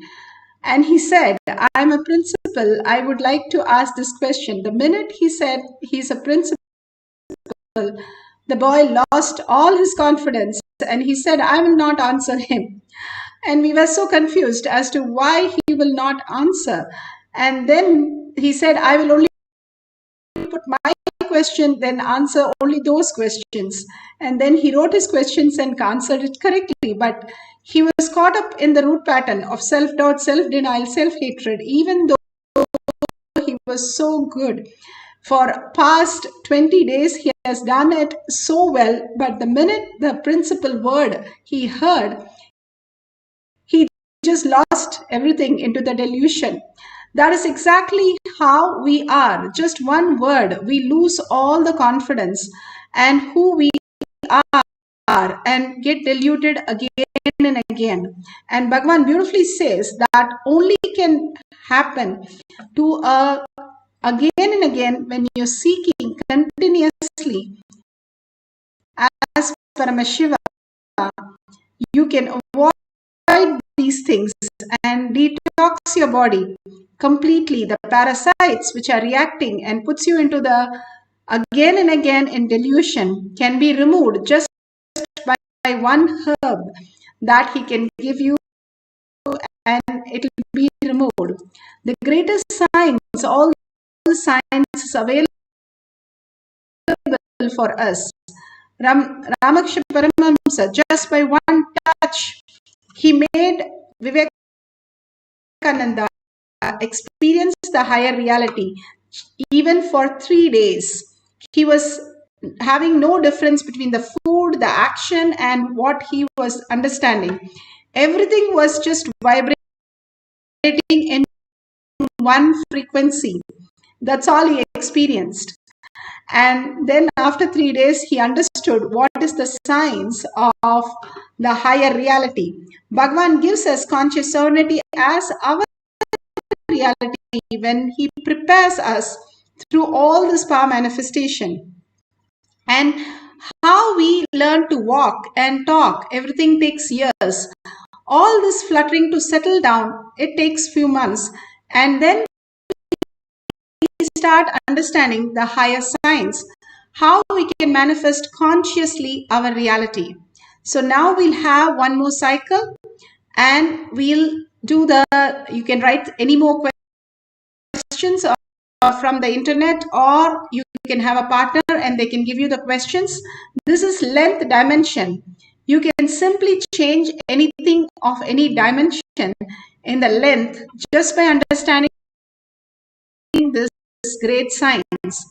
You write the questions and whatever Bhagavan downloads, write it down and you will simply see the answers appearing so clearly and vividly. When the kids, Balasans, were made to sit on the chairs and put them to test, they had to answer some SAT questions, JE questions, all kinds of questions, and they answered 40 to 60%, even though it was not for their age. When we kept a Mensa test for them, simply they were able to write even the question when the page number was given. To that extent, they were able to download, and it was weird questions, and simply they were able to write the answers so perfectly. This science is given by Paramashiva to us because we are in Kailash courtyard. He has initiated us into the higher science.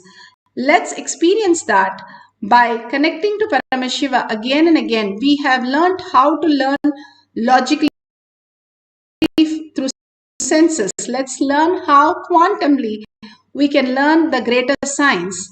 Let's sit straight with the head, neck, and spine in a straight line. Start chanting the Maha Vakya with a deep oneness, melting yourself into the oneness of Paramashiva and vibrating in the higher frequency, catching up the existential reality, the conscious frequency, and experiencing the higher reality and manifesting the powers. Let's start chanting the Maha Vakya. Open up. Manifest in all of us.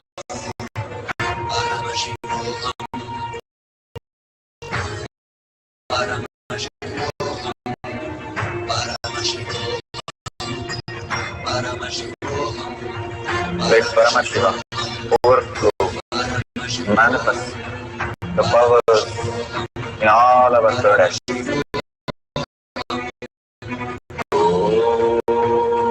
Om Nithyananda Paramashivoham.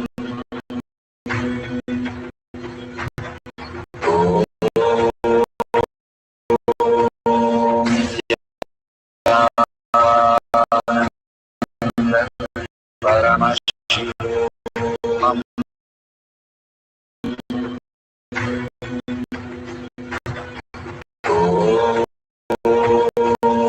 Nithyananda Paramashivoham.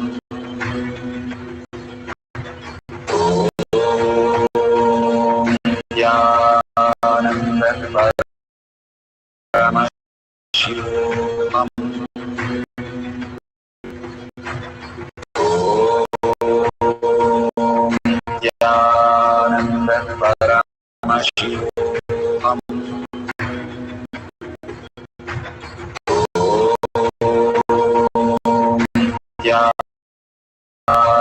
Nithyananda Paramashivoham.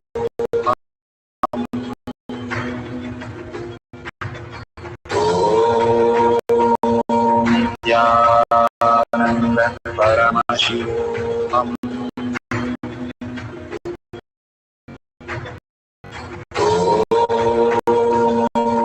Nithyananda Paramashivoham.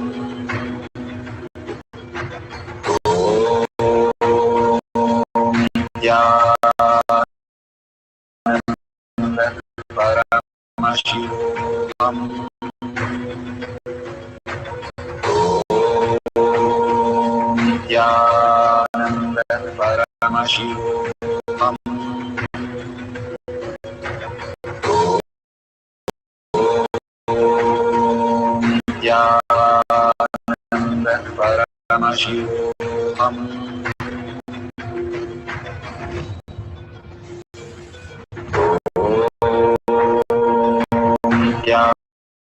Nithyananda Paramashivoham.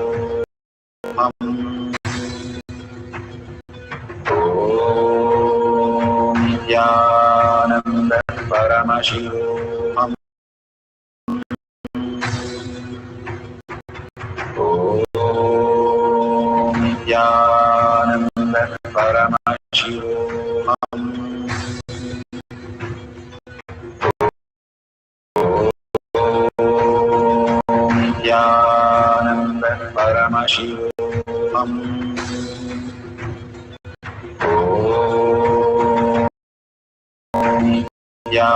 Nithyananda Paramashivoham. Nithyananda Paramashivoham.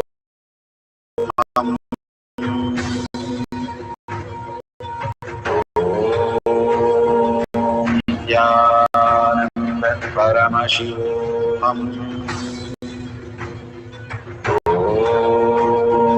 Nithyananda Paramashivoham.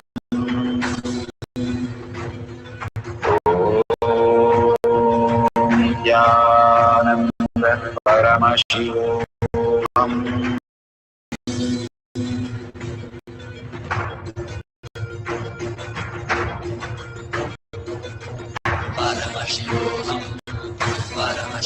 Let Paramashiva's third eye manifest in all our third eyes. Let the Amrita pour. Let the Om Nithyananda Paramashivam. Om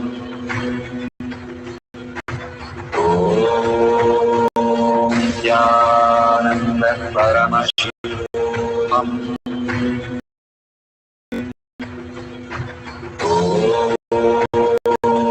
Nithyananda Paramashivoham. Om Nithyananda Paramashivoham. Om Nithyananda Paramashivoham. Om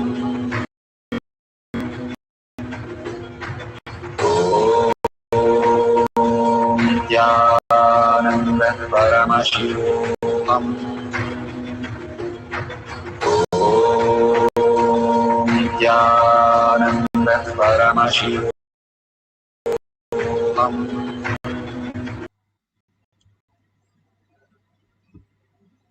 Beautiful. Please open your eyes, and whatever prasada you have received today, the conscious sovereignty as your reality, just melting in that beautiful space, please go ahead and share from that space itself. All that Bhagavan is showering on us, we have to make sure we are sharing those great signs to the world.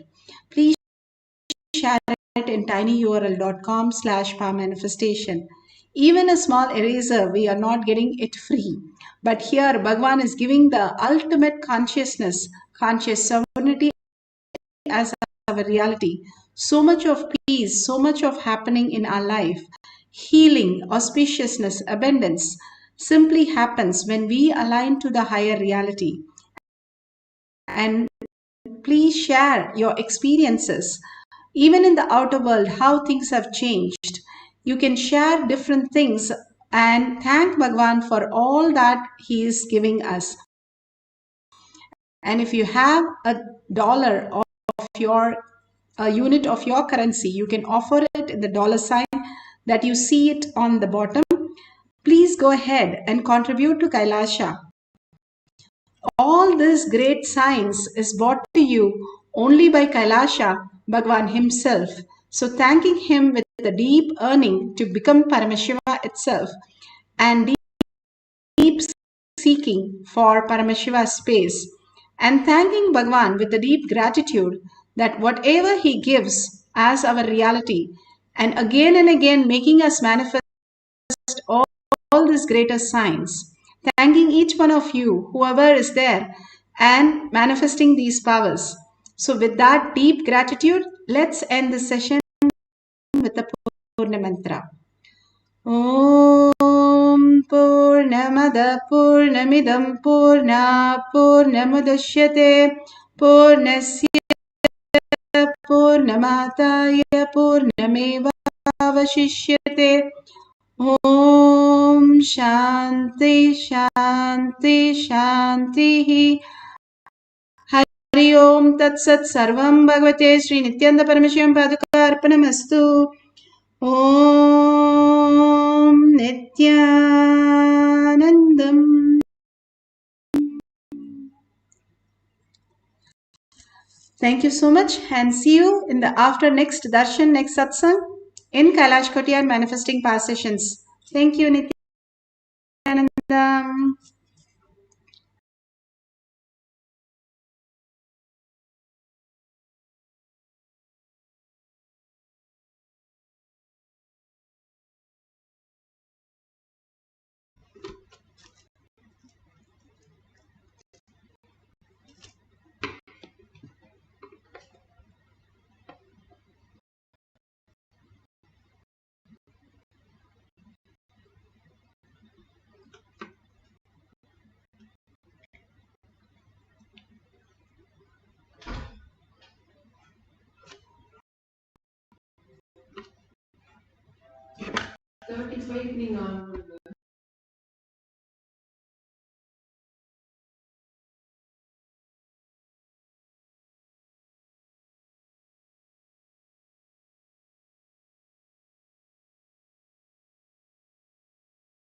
Jnanapatati Manual, under the guidance of Supreme Pontiff of Hinduism, Jagadguru Mahasannidhanam, His Divine Holiness, Bhagwan Nithyananda Paramashivam. Let's start with the Sadguru Vandanam. Nithyanandam Paramasukadam Kevalam Jnanamurtim Dvandvatitam Gaganasadusham Tattamasyadi Lakshyam Ekam Nityam Vimalamachalam Sarvadi Sakshi Bhutam Bhavatitam Trigunarahitam Sadgurum Tam Namami. Let's go through the disclaimers. Security measures. No photography, video, audio recording. Important cautions.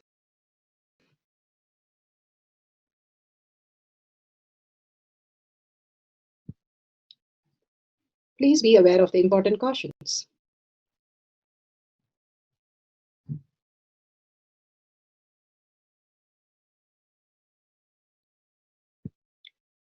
What is power manifestation? Let's hear from Bhagwan himself explaining what is power manifestation. All the 25 states of consciousness, when they happen in you, due to your chemicals and hormones ups and downs, it is powerlessness. When it happens in you out of your free will and consciousness, it is powerfulness. That's all. When you fall into sleep, it is powerlessness. When you enter into sleep, it is powerfulness. When you fall into dream, it is powerlessness. When you decide to dream, it is powerfulness. So I have added the ultimate powerfulness, Turyatita, in your whole being and doing. Manifest all the powers. Understand, power manifestation is nothing but cognitive shift. It is not work. It is cognitive shift. Understand? It is just cognitive shift. It's not work. Work is a 4-letter word. Power manifestation is cognitive shift. Playing with life. Playing with being alive. Static matter.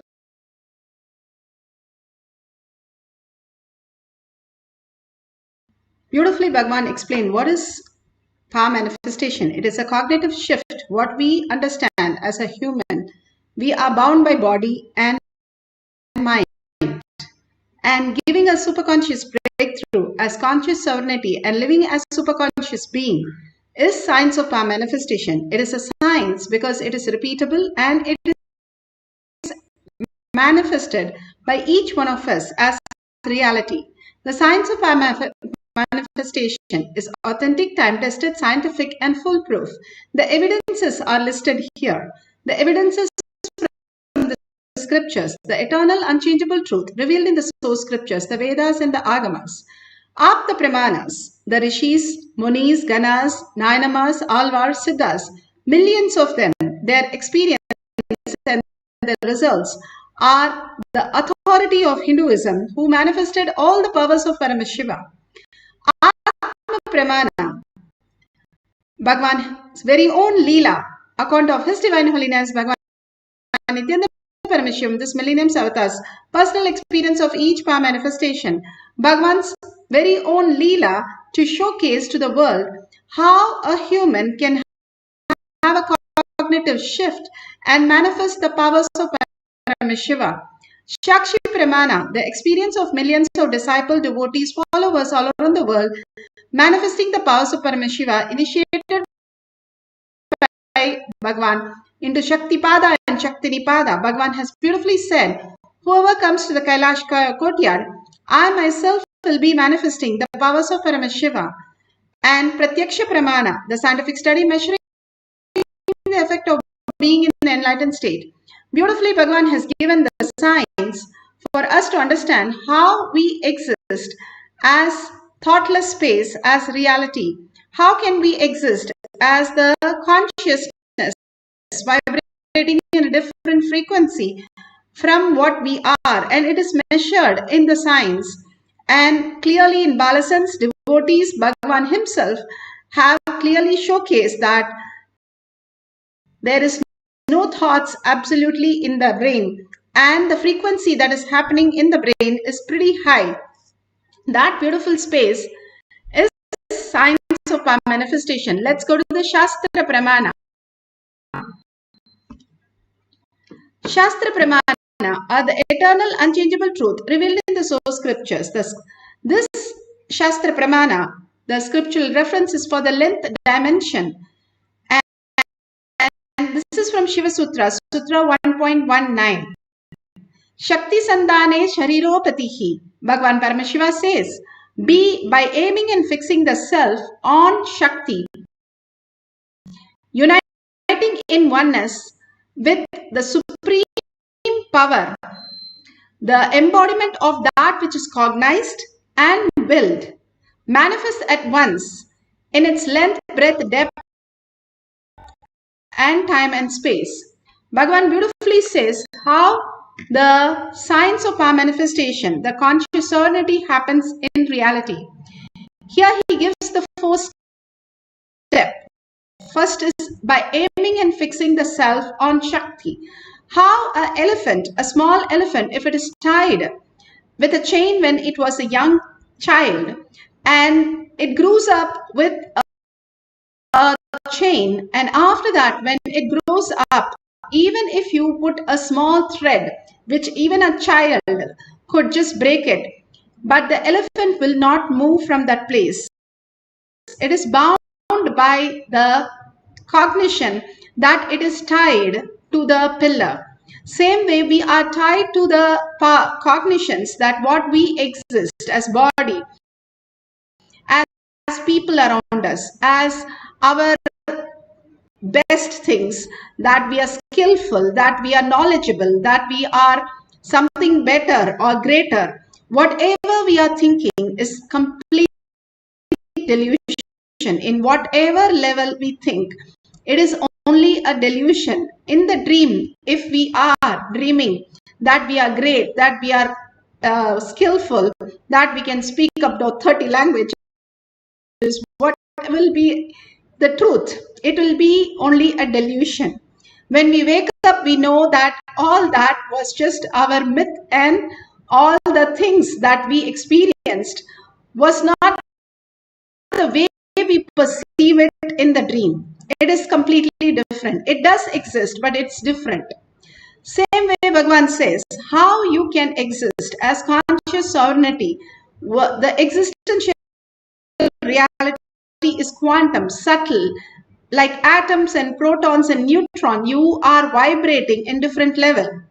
When you're doing the deep meditation, it is science has found out that the photon, the light, becomes more brighter and more photons are manifested, and you become the self-effulgent light, which is what Paramashiva is, and you are vibrating in a higher frequency, which is what Paramashiva is. And when you vibrate with universal frequency, Bhagavan says you are enlightened.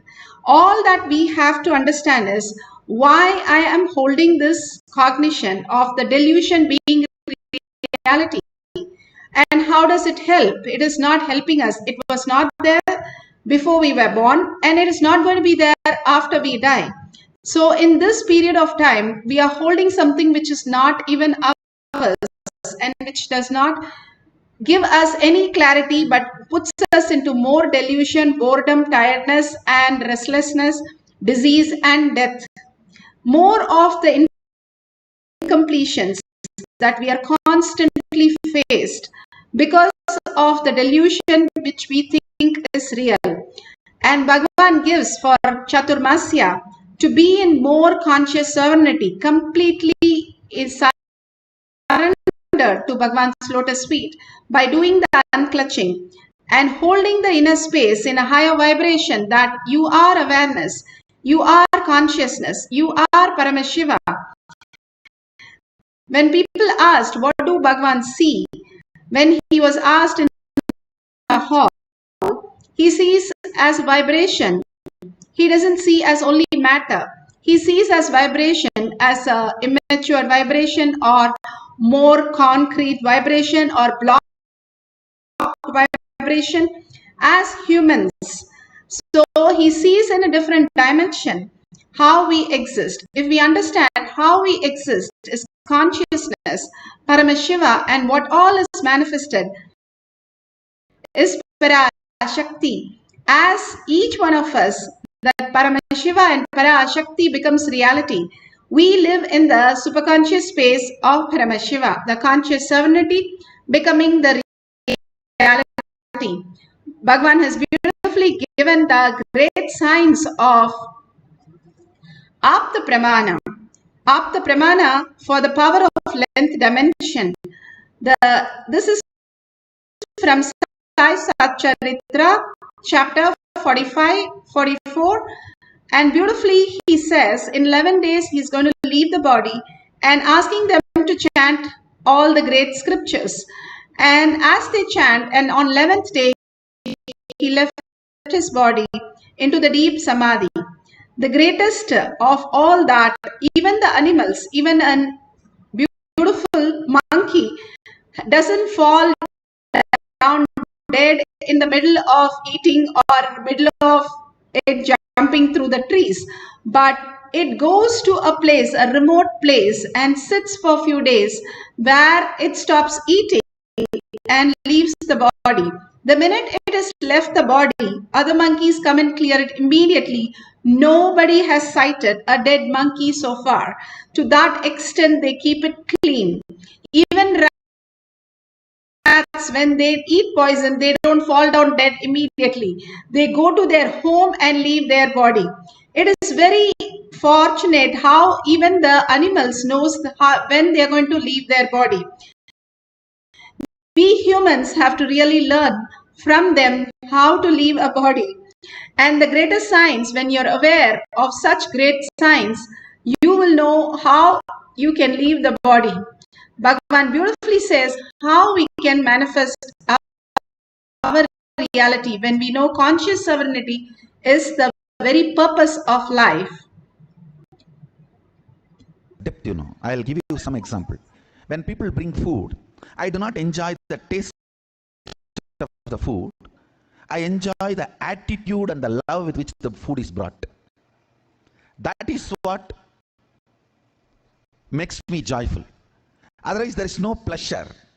Same way when these kids jump dance, I do not enjoy their steps or the physical movements or their dimensions. The bliss they carry, the attitude they carry, the cognition they carry. Swamiji is seeing. I'm dancing for him. That cognition is what I enjoy. Understand that depth. There's a big difference. A man who is length-based will enjoy only the dimensions of the person who is dancing, or the dress of the person who is dancing, or the movements of the person who is dancing. If somebody is based on the breath, they will enjoy the emotions expressed, the attitudes shown, bhava, the art part of it. A length-based person will enjoy the sexual part of it, the physical dimension. The breath-based person will enjoy the art form of it, part of it, the emotion. The depth-based person enjoys the cognition with which they dance. Understand, that is the difference between the length, breadth, and depth. I am excited because I'm going to make this materialize, teleport.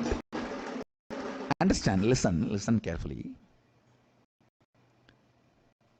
When they move to the length dimension, they can change anything they want. They can actually physically play with things.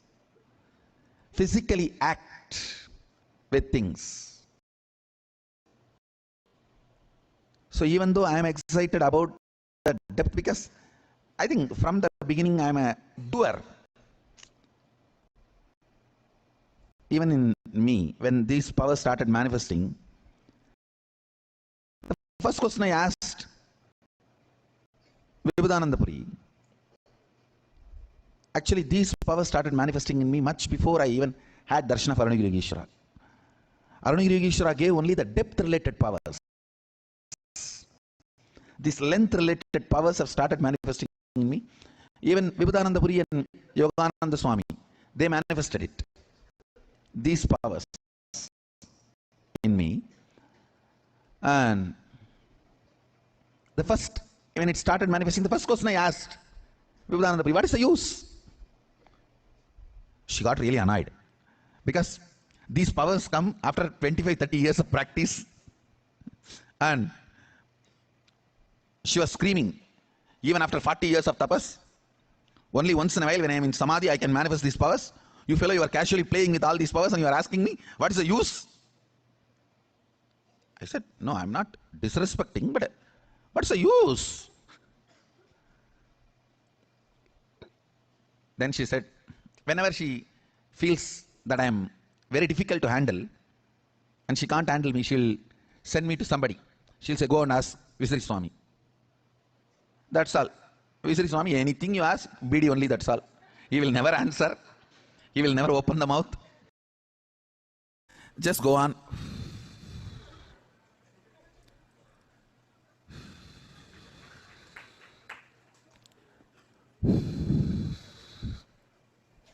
Hey, get the next one. And he'll pick up the next BD. And it's very difficult to get an answer from him. And it means I know that that question cannot be answered at that moment, or I cannot be handled at that moment. That's all is the answer. I'll just keep quiet. So when I asked this question also, I did not get any answer. They just know I cannot be handled at that moment. And they just, she said, go and ask Visri Swami. Sometimes with Visri Swami it is too funny. Yogi Rapsanath Kumar, he will do all that, and I will ask question and he'll be smoking. After 3-4 hours I will again ask question. He'll be smoking the BD. After 2-3 hours again I will ask the question.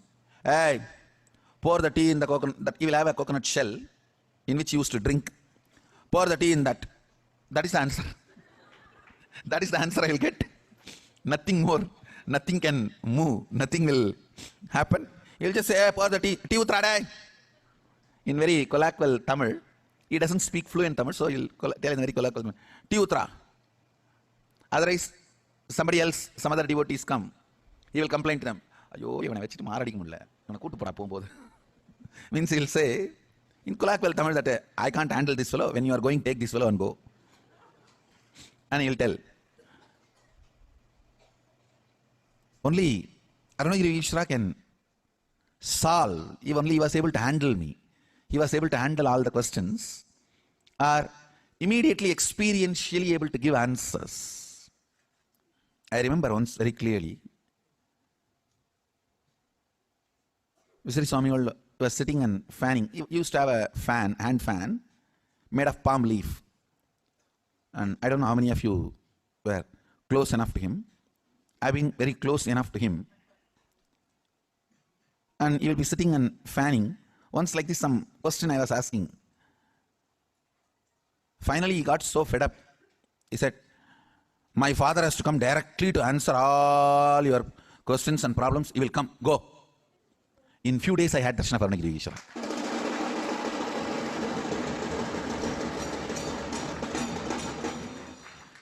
He said it in such a way, only my father can handle you. We all can't handle you. Only my father has to come to handle you, fellow. Only he can solve and answer all your questions. So beautifully, that is a wax of Ram Surat Kumar. He was a great devotee that non-stop he used to chant Ramanama. And that is the science that really puts us into the next dimension. how we can manifest all these powers in such a phenomenal way. Now we have Shakshi Pramana, the millions of disciple devotees, followers all around the world manifesting the powers of Paramashiva. Finally, in the courtyard, how they experienced, they are sharing that science now.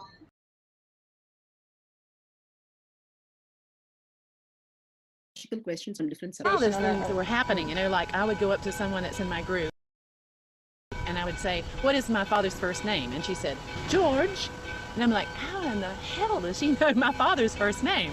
Then somebody asked me, when did I graduate from pharmacy school? And I look in this mirror that has this black Jnananjana on it, and the numbers are written in the mirror, 1994, and that's exactly when she graduated from pharmacy school. So these experiences of oneness that we have through Shaktipat are expressing themselves in an ability to have knowledge that as yet the world has seen. This kind of beautiful. Beautiful. If you understand the science, Mahapariva learned 18 languages. He has never gone to any schools or any places. All these great people, they can learn everything in just one listening, whether it is Ramakrishna Paramahamsa, Ramana Maharshi, Vivekananda, all the great of them, how they learn in just one listening everything that is there in the world. The only understanding is the higher you are vibrating, you are in a higher intelligence state. So by the intelligence, you understand how you function. If you are finding a parking lot in a very tight parking lot of 1,000 cars, it's so difficult. If you just raise yourself into the 7th or 8th floor, you will be able to just look out and spot it in a minute. That is exactly how the intelligence, cosmos is a feedback intelligence. What you cherish most, it keeps expanding that.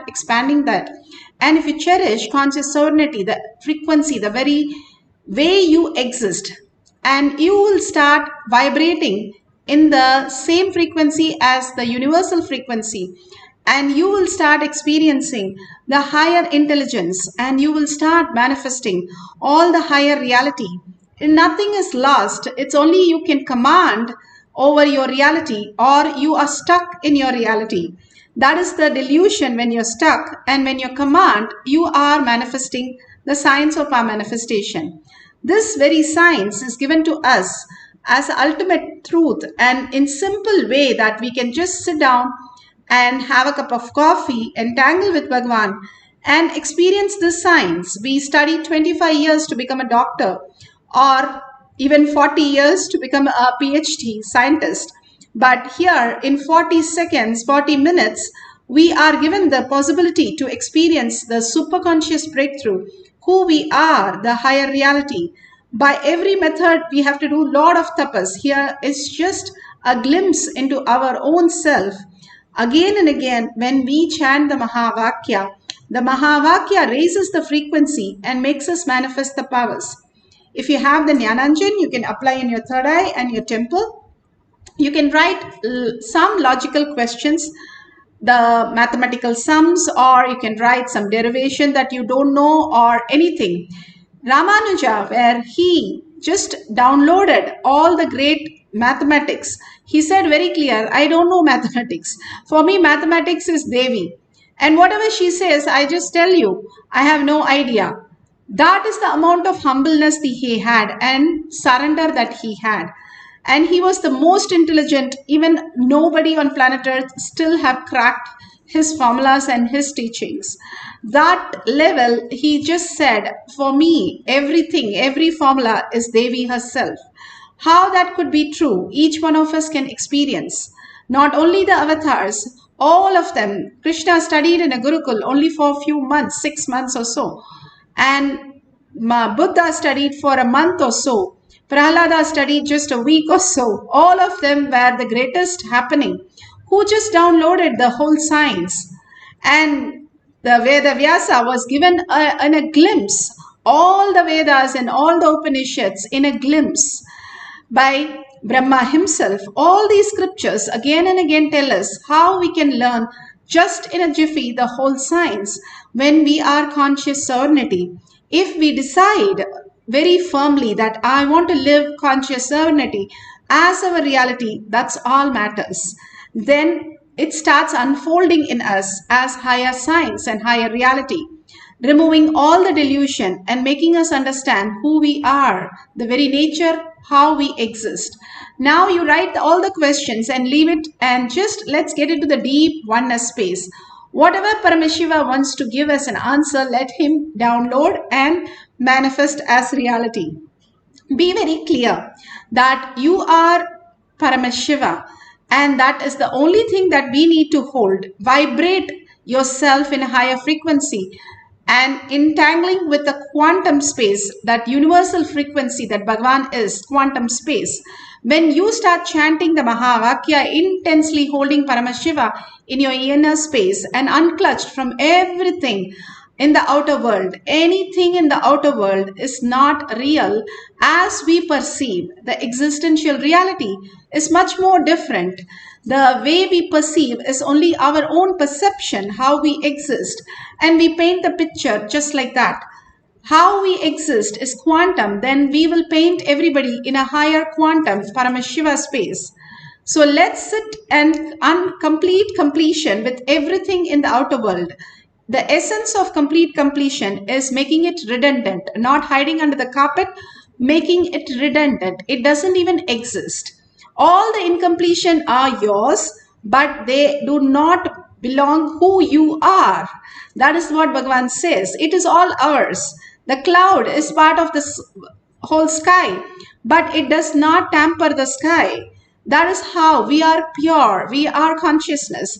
Nothing touches us, whether we lose our hand or lose the closest people or lose our wealth. Nothing touches us, because in the dream, in the deep sleep, we are not touched. So why are we touched now?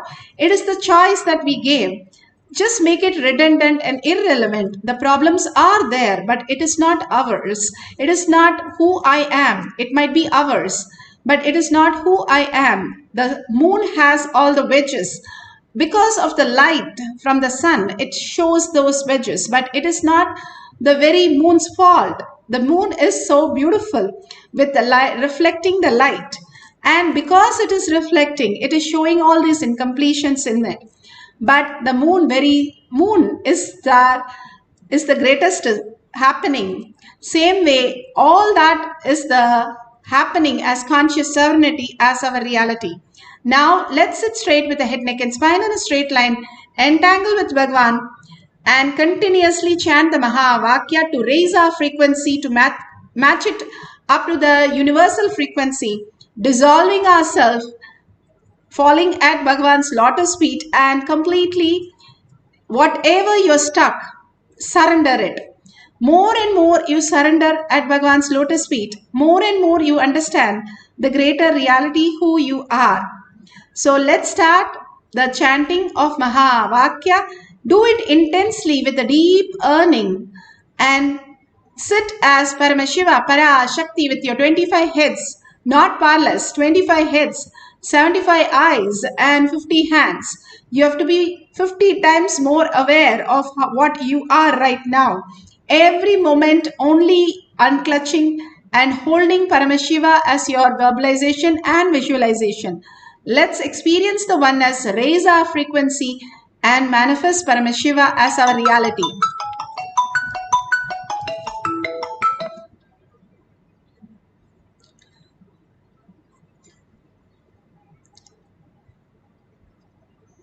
So let's start the power manifestation of chanting the Mahavakya. Om Nithyananda Paramashivoham. Om Nithyananda Paramashivoham. Om Nithyananda Paramashivoham. Om Nithyananda Paramashivoham. Om Nithyananda Paramashivoham.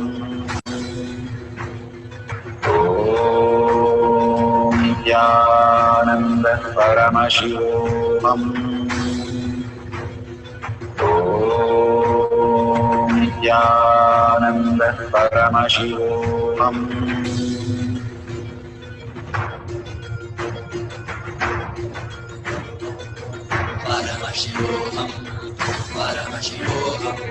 Let Paramashiva's third eye manifest in all our third eyes.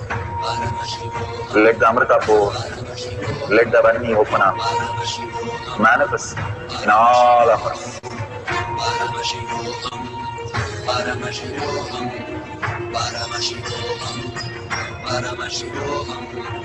Let Paramashiva overflow, manifest the powers in all our third eyes. Om Nithyananda Paramashivoham.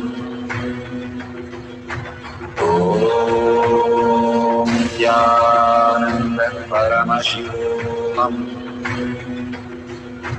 Om Nithyananda Paramashivoham.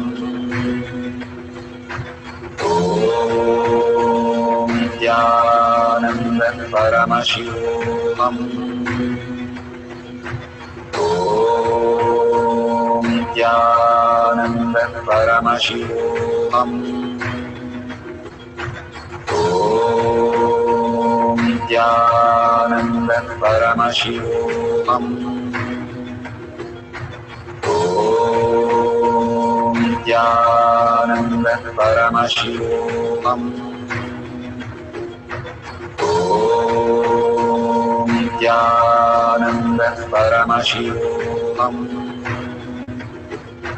Om Nithyananda Paramashivoham. Om Nithyananda Paramashivoham. Om Nithyananda Paramashivoham.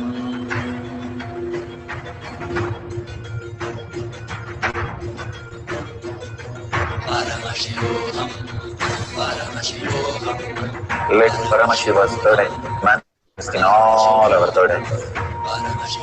Let the Amrita pour, let the Vani open up, manifest in all of us.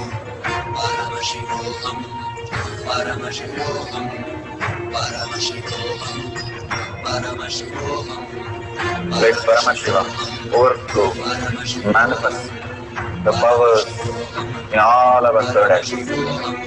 Om Nithyananda Paramashivoham. Om Nithyananda Paramashivoham.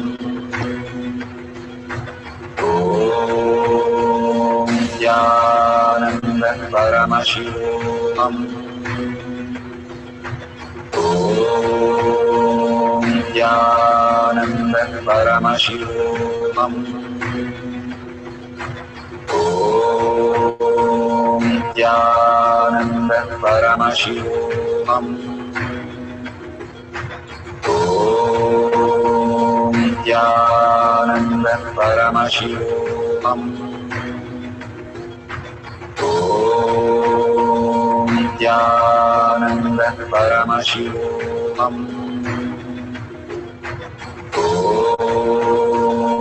Paramashivoham. Om Nithyananda Paramashivoham. Om Nithyananda Paramashivoham. Om Nithyananda Paramashivoham. Om Nithyananda Paramashivoham. Om Nithyananda Paramashivoham. Om Nithyananda Paramashivoham.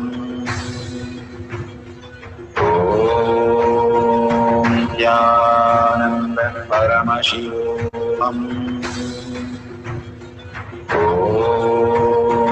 Nithyananda Paramashivoham. Om Nithyananda Paramashivoham. Om Nithyananda Paramashivoham.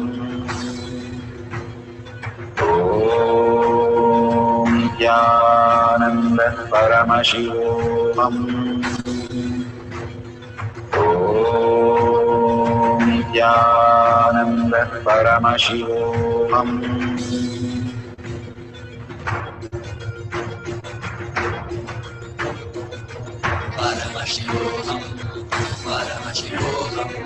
Let Paramashiva's third eye manifest in all our third eyes. Let the Amrita pour, let the Varni open up.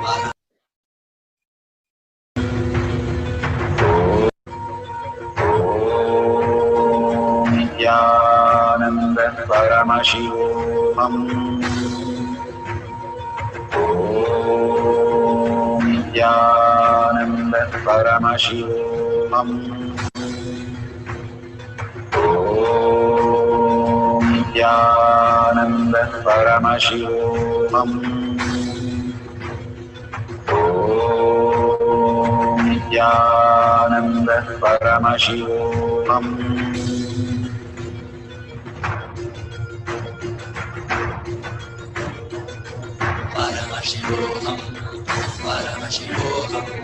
Let Paramashiva's third eye manifest in all our third eyes. Let the Amrita pour, let the Varni open up, manifest in all of us.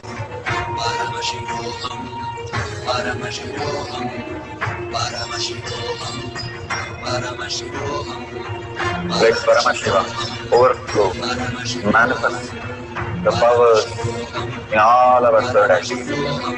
Om Nithyananda Paramashivoham. Om Nithyananda Paramashivoham. Om Nithyananda Paramashivoham. Om Nithyananda Paramashivoham. Om Nithyananda Paramashivoham. Om Nithyananda Paramashivoham. Om Nithyananda Paramashivoham. Om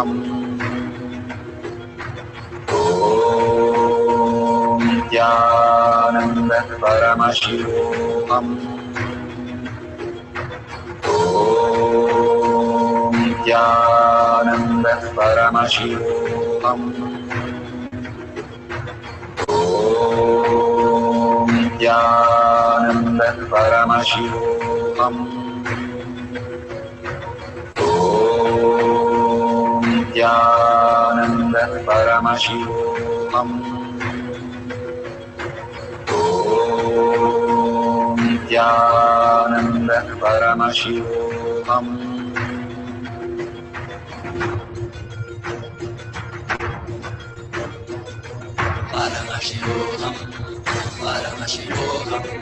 Let Paramashiva's third eye manifest in all our third eyes. Let the Amrita pour. So beautiful. Whatever we have experienced, open your eyes and verify whatever prasada you have received. Verify authentically the answers for the questions that you have asked is correct. And if you've just given mathematical sum, you can use a calculator to verify the answers. Beautifully, there was a kid in one of the programs, Bhagwan's programs, and that kid was literally a calculator. And he was answering everything, whatever we asked and how many ever numbers we put, he was giving to the decimal and all the details. So we were very happy, and we want to put him on the stage so everybody could see how just by one program he could become a human calculator. Something opened in him. So we went to the stage and he started the whole ritual of setting everything. And then one person came to ask the question. And he said, I'm a principal. I would like to ask this question. The minute he said he's a principal, the boy lost all his confidence and he said, I will not answer him.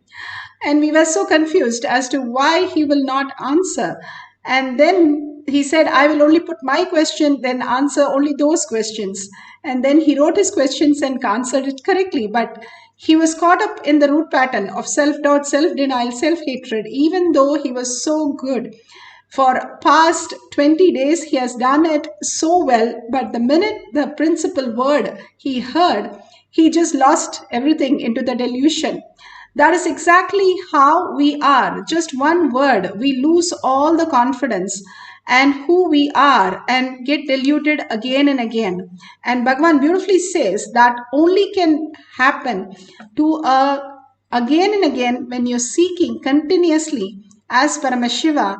You can avoid these things and detox your body completely. The parasites which are reacting and puts you into the again and again in delusion can be removed just by one herb that he can give you and it will be removed. The greatest science, all the science is available for us. Ramakrishna Paramahamsa, just by one touch, he made Vivekananda experience the higher reality. Even for 3 days, he was having no difference between the food, the action, and what he was understanding. Everything was just vibrating in one frequency. That's all he experienced. And then after 3 days, he understood what is the science of the higher reality. Bhagavan gives us conscious serenity as our reality when he prepares us through all this power manifestation. And how we learn to walk and talk, everything takes years. All this fluttering to settle down, it takes few months. And then we start understanding the higher science, how we can manifest consciously our reality.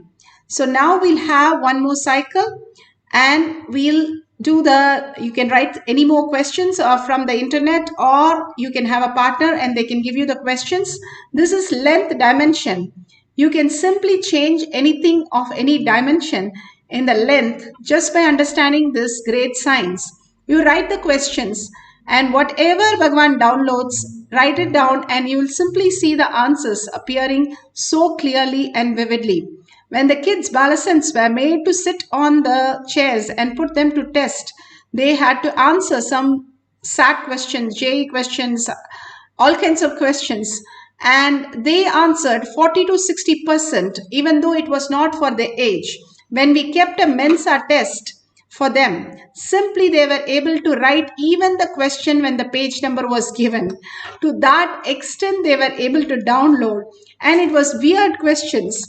And simply they were able to write the answers so perfectly. This science is given by Paramashiva to us because we are in Kailash Courtyard. He has initiated us into the higher science. Let's experience that by connecting to Paramashiva again and again. We have learned how to learn logically through senses. Let's learn how quantumly we can learn the greater science. Let's sit straight with the head, neck and spine in a straight line. Start chanting the Maha Vakya with a deep oneness, melting yourself into the oneness of Paramashiva and vibrating in the higher frequency, catching up the existential reality, the conscious frequency, and experiencing the higher reality and manifesting the powers. Let's start chanting the Maha Vakya. Open up, manifest in all of us. Paramashivoham, Paramashivoham, Paramashivoham, Paramashivoham. Let Paramashiva overflow, manifest the powers in all our third eye.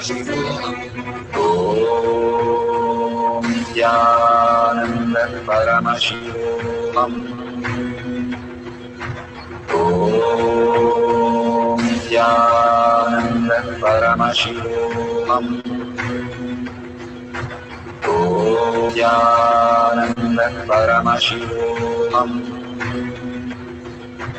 Om Nithyananda Paramashivoham. Om Nithyananda Paramashivoham. Om Nithyananda Paramashivoham. Om Nithyananda Paramashivoham. Om Nithyananda Paramashivoham. Om Nithyananda Paramashivoham. Om Nithyananda Paramashivoham. Om Nithyananda Paramashivoham. Om Nithyananda Paramashivoham. Om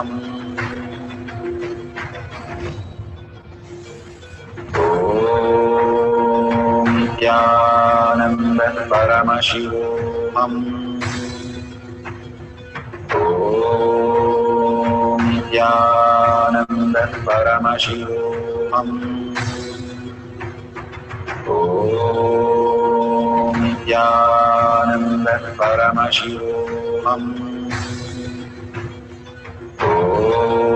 Om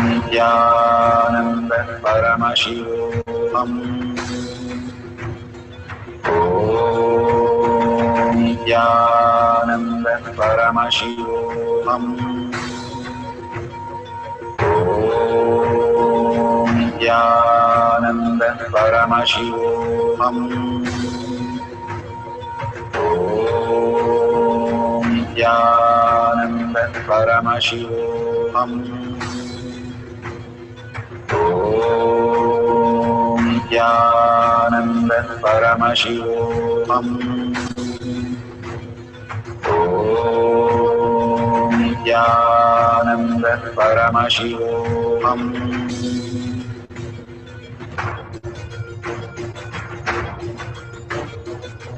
Paramashivoham, Paramashivoham. Let Paramashiva's third eye manifest in all our third eyes. Let the Amrita pour. Let the Om Nithyananda Paramashivoham. Om Nithyananda Paramashivoham. Om Nithyananda Paramashivoham. Om Nithyananda Paramashivoham.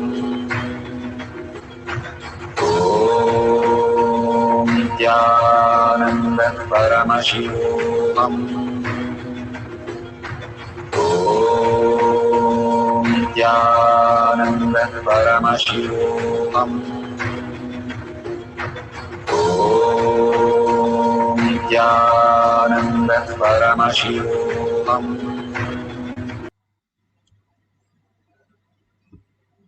Beautiful. Please open your eyes, and whatever prasada you have received today, the conscious sovereignty as your reality, just melting in that beautiful space, please go ahead and share from that space itself. All that Bhagavan is showering on us, we have to make sure we are sharing those great signs to the world. Please share it in tinyurl.com/powermanifestation. Even a small eraser, we are not getting it free. But here, Bhagavan is giving the ultimate consciousness, conscious sovereignty as our reality. So much of peace, so much of happening in our life, healing, auspiciousness, abundance simply happens when we align to the higher reality. And please share your experiences, even in the outer world, how things have changed. You can share different things and thank Bhagavan for all that he is giving us. And if you have $1 of a unit of your currency, you can offer it in the $ that you see it on the bottom. Please go ahead and contribute to Kailasa. All this great science is brought to you only by Kailasa Bhagwan himself. So thanking him with a deep yearning to become Paramashiva itself and deep seeking for Paramashiva's space, and thanking Bhagwan with a deep gratitude that whatever he gives as our reality, and again making us manifest all these greater signs, thanking each one of you, whoever is there, and manifesting these powers. So with that deep gratitude, let's end the session with the Purna Mantra. Om Purnamada Purnamidam Purna Purnamudashyate Purnasya Purnamataya Purnamevavashishyate. Om Shanti Shanti Shanti. Hari Om Tat Sat Sarvam Bhagavate Sri Nithyananda Paramashivam Paduka Arpanamastu. Om Nithyanandam. Thank you so much, and see you in the after next darshan, next satsang in Kailash Kotiyar Manifesting Power Sessions. Thank you, Nithyanandam.